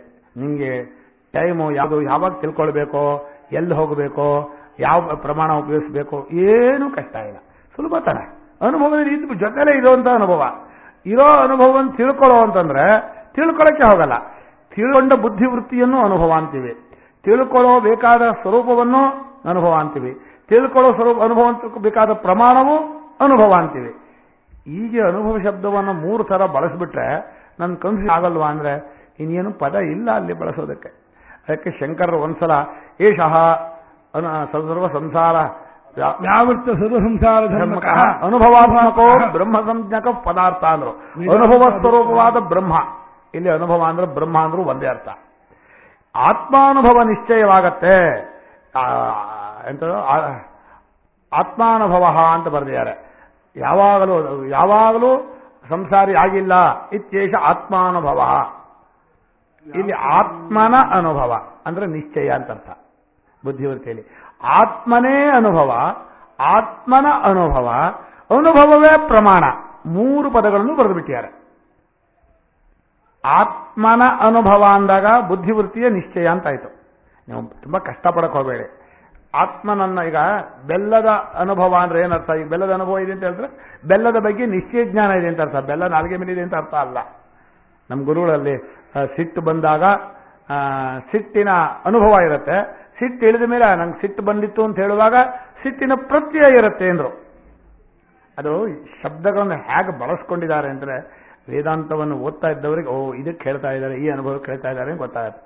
ಸಿಟ್ಟು ಬಂದಾಗ ಮೈಯೆಲ್ಲ ಉರಿತಾ ಇರುತ್ತೆ, ರಕ್ತವೆಲ್ಲ ಕುದಿತಾ ಇರುತ್ತೆ, BP ಎದ್ದು ಬಿಟ್ಟಿರುತ್ತೆ. ಒಬ್ಬರಂತೂ ನಮ್ಮಲ್ಲಿ ಕೂಗ್ಬಿಟ್ರು ಓನ್ ಕೂಗಿ ಸಂಜೆ ಆ ಸಿಟ್ಟು ಅಷ್ಟು ಬಂದು ಒಂದು ಕ್ಷಣವಾಗಿ ಶಾಂತವಾದ ಮೇಲೆ ಅಯ್ಯೋ ಇಷ್ಟೊತ್ತು ನಾನು ಸಿಟ್ಟು ಮಾಡ್ಕೊಂಡ್ಬಿಟ್ಟಿದ್ದೆ ಏನು ಗೊತ್ತಾಗತ್ತೆ. ಅದು ಪ್ರತ್ಯಯ. ಹಿಂದಾದದ್ದು ಅನುಭವ. ಹಾಗೆಯೇ ಸಾಕ್ಷಿಯಲ್ಲಿ ಮುಳುಗಿದಾಗ ಅನುಭವ, ಬುದ್ಧಿಯಲ್ಲಿ ತಿಳ್ಕೊಂಡಾಗ ನಿಶ್ಚಯ ರೂಪವಾದ ಅನುಭವ. ಅದನ್ನು ಅನುಭವ ಅಂತೀವಿ. ಇಲ್ಲಿ ಈ ನಿಶ್ಚಯ ರೂಪವಾದ ಅನುಭವಕ್ಕೂ ಬಾಕಿ ಅನುಭವಕ್ಕೂ ಒಂದು ವ್ಯತ್ಯಾಸ ಇದೆ. ಈ ಆತ್ಮಾನುಭವ ನಿಶ್ಚಯವನ್ನೇ ವಿದ್ಯಾ ಅಂತ ಕರೆಯೋದು. ಈ ವಿದ್ಯೆ ಏನು ಮಾಡುತ್ತೆ ಅಂದ್ರೆ ಇದುವರೆಗೂ 5 ನಾನು ಬುದ್ಧಿ ಇತ್ತಲ್ಲ, 5 ಕೋಶಗಳಲ್ಲೇ ಬಾಧೆ ಮಾಡಿಬಿಡ್ತು. 5 ಕೋಶಗಳನ್ನು ಬಾಧೆ ಮಾಡಿದ್ರೆ ಅದಕ್ಕೆ ಗೋಚರವಾದ್ದು ಇದೆಲ್ಲ ಅದು ಹೊರಟೋಯ್ತು. ಆದಷ್ಟು ಪ್ರಪಂಚವೂ ನಿಜವಾಗಿ ಇಲ್ಲ ಅಂತ ಗೊತ್ತಾಯಿತು. 5 ಕೋಶಗಳು, ಬುದ್ಧಿ ತಾನೂ ಇಲ್ಲ. ಆ ಎಲ್ಲವೂ ಬುದ್ಧಿ ವೃತ್ತಿಯಲ್ಲಿ ಉಂಟಾದ ಆ ವಿದ್ಯಾವೃತ್ತಿ ಅದು ಆತ್ಮನಲ್ಲಿ ಮುಳುಗಿಬಿಡುತ್ತೆ. ಸಾಕ್ಷಿಗಿಂತ ಬುದ್ಧಿಯಲ್ಲಿ ಉಂಟಾದ ಆತ್ಮಾನುಭವ ಅಂತ ಒಂದಿಲ್ಲ, ಆ ಬುದ್ಧಿ ಅನ್ನೋದಿಲ್ಲ. ಆ ಬುದ್ಧಿನ ಯಾವ ಕೋಶಗಳಿತ್ತು ಅದೂ ಇಲ್ಲ. ಆ ಕೋಶಗಳಿತ್ತು ಅವರ ಪ್ರಪಂಚವೂ ಇಲ್ಲ. ಇದಂ ಸರ್ವಂ ಯದಯ ಮಹಾತ್ಮ. ಆ ಜ್ಞಾನ ಉಂಟಾಗಬೇಕು. ಅಷ್ಟಕ್ಕೋಸ್ಕರವಾಗಿ ಇಷ್ಟು ಕಲ್ಪಿತವಾದ ಅಧ್ಯಾಸವನ್ನ, ಕಲ್ಪಿತವಾದ ಇಲ್ಲದ ಅಧ್ಯಾಸವನ್ನ ಕಳೆಯೋಕೆ ಇದೆ ಅಂತ ಇಟ್ಕೊಂಡು ಅದಕ್ಕೆ ಅನರ್ಥ ಅಂತ ಹೇಳಿ ಅದಕ್ಕೆ 5 ಕೋಶಗಳಿದೆ. ಅವಿದ್ಯಾ ಕಲ್ಪಿತವಾದ 5 ಕೋಶಗಳು. ಯಾಕೆ ಅವಿದ್ಯಾ ಕಲ್ಪಿತವಾದ 5 ಕೋಶಗಳು ಅಂದ್ರೆ ನಿಜವಾಗಿ ಒಂದೊಂದು ಕೋಶಲ್ಲೂ ನಾನೊಂದು ಮಾಡ್ಕೊಳ್ಳೋಕೆ ಆ ಕೋಶಕ್ಕೆ ಪ್ರಮಾಣ ಇಲ್ಲ. ದೇಹ ಇದೇನೋ ಪ್ರಮಾಣ ಇಲ್ಲ, ದೇಹ ನಾನೊಂದು ಮಾಡ್ಕೊಂಡ. ಇಂದ್ರಿಯಗಳು ಇದೇನೋ ಪ್ರಮಾಣ ಇಲ್ಲ, ಇಂದ್ರಿಯಗಳು ನಾನೊಂದು ಮಾಡ್ಕೊಂಡ. ಅಂತಃಕರಣ ಇದೇನೋ ಪ್ರಮಾಣ ಇಲ್ಲ, ಅಂತಃಕರಣ ನಾನೊಂದು ಮಾಡ್ಕೊಂಡ. ಇಲ್ಲದೆ ಇರೋದನ್ನು ಇದೇನು ಮಾಡ್ಕೊಂಡು ನಾನೊಂದು ಮಾಡ್ಕೊಂಡ್ಮೇಲೆ ಅದು ತಪ್ಪು ತಿಳುವಳಿಕೆಯಿಂದ ಕಲ್ಪಿತವಾದ ವಸ್ತು ತಾನೆ. ತಪ್ಪು ತಿಳುವಳಿಕೆಯಿಂದ ಹುಟ್ಟಿದ್ದು ಅಂತ ಅರ್ಥ ಅಲ್ಲ, ಅದು ಇದೇನು ಮಾಡ್ಕೊಂಡಿದ್ದು ತಪ್ಪು ತಿಳುವಳಿಕೆ. ಯಾವಾಗ ಬಂತು, ಯಾವಾಗ ಹೇಗಾಯ್ತು ಅಂತ ಕೇಳಬೇಡಿ. ಬಂದು ತಪ್ಪು ತಿಳುವಳಿಕೆ ಅನುಭವದಲ್ಲಿದೆ. ನಾನು ಕೂತವನೋ, ನಾನು ನೋಡೋನೋ, ನಾನು ಯೋಚನೆ ಮಾಡೋನೋ, ನಾನು ಅರ್ಥ ಮಾಡ್ಕೊಳ್ಳೋನೋ, ನಾನು ಆನಂದ ಪಡೋ, ಸುಖ ಪಡೋನು ಅಂತ ತಿಳ್ಕೊಂಡಿದ್ರೋ ಇಲ್ವಾ? ಅದೇನು ಹೊಸದಾಗಿ ಶಾಸ್ತ್ರ ನಿಮಗೆ ಹೇಳಿಕೊಟ್ಟ ಪಂಚಕೋಶಗಳಲ್ಲ, ನೀವು ಮಾಡಿಕೊಂಡದ್ದಕ್ಕೆ ಶಾಸ್ತ್ರೀಯವಾದ ಹೆಸರು ಅಷ್ಟೇ. ಏನು ದೇಹಾತ್ಮ ಪ್ರತ್ಯಯ, ದೇಹವನ್ನು ನಾನು ಮಾಡಿಕೊಂಡ್ರು ಅದಕ್ಕೆ ಅನ್ನಮಯ ಕೋಶ ಅಂದ್ರು. ಯಾವುದನ್ನು ಇಂದ್ರಿಯಗಳನ್ನು ಪ್ರಾಣವನ್ನು ಮಾಡಿಕೊಂಡ್ರು ಅದಕ್ಕೆ ಪ್ರಾಣಮಯ ಕೋಶ ಅಂದ್ರು. ಯಾವಾಗ ಮನಸ್ಸನ್ನು ನಾನೊಂದು ಮಾಡಿಕೊಂಡ್ರು ಮನೋಮಯ ಕೋಶ ಅಂದ್ರು. ಯಾವಾಗ ಬುದ್ಧಿಯನ್ನು ನಾನೊಂದು ಮಾಡಿಕೊಂಡ್ರು ವಿಜ್ಞಾನಮಯ ಕೋಶ ಅಂದ್ರು. ಯಾವಾಗ ಸಂತೋಷ ಪಡೋನು, ನಾನು ಆನಂದ ಪಡೋನು ಮಾಡಿಕೊಂಡ್ರು ಆನಂದಮಯ ಕೋಶ ಅಂದ್ರು. 5 ಕೋಶಗಳನ್ನು ಮೀರಿದ ಸಾಕ್ಷಿ ಸ್ವರೂಪದಲ್ಲಿ ನಿಂತರೆ 5 ಕೋಶ ಬಾಧ್ಯವಾಯಿತು, ಎಲ್ಲವೂ ತಾನಾಯಿತು. ಅಲ್ಲಿ ಕರ್ಕೊಂಡು ಹೋಗೋಕೆ ಶಾಖಾಚಂದ್ರ ನಿದರ್ಶನದಂತೆ 5 ಕೋಶಗಳನ್ನು ಕಲ್ಪಿಸಿಕೊಂಡು ಮುಖ್ಯವಾದಂಥ ಅತಿ ತೊಂದರೆ ಕೊಡ್ತಾ ಇರುವ, ತೊಂದರೆ ಕೊಡೋಕ್ಕಾಗಲ್ಲ ನಮಗೆ, ಆದರೂ ತೊಂದರೆ ಕೊಡ್ತಾ ಇರೋದು ಯಾರೋ ಅವಿದ್ಯೆ. ಆ ಅವಿದ್ಯೆಯನ್ನು ಬಾಧೆ ಮಾಡೋಕೆ ಇಂಥ ಅಧ್ಯಾರೋಪ ಅಪವಾದ ಕ್ರಮದಲ್ಲಿ ಅನುಭವ ಸ್ವರೂಪವನ್ನು ಹಿಡ್ಕೊಂಡು ಆ ಪರಮಾರ್ಥವಾದ ಸಾಕ್ಷಿ ಸ್ವರೂಪದಲ್ಲಿ ಆತ್ಮ ಪ್ರತ್ಯವನ್ನುಂಟು ಮಾಡ್ತಾ ಇರುವಂತಹ ಈ ಜ್ಞಾನ ಇದೆಯಲ್ಲ, ಪಂಚಕೋಶ ಪ್ರಕ್ರಿಯೆ ಅದ್ಭುತವಾದದ್ದು. ಯಾಕೆಂದ್ರೆ ಇಲ್ಲಿ ಪ್ರೇಮ ಪ್ರಧಾನ.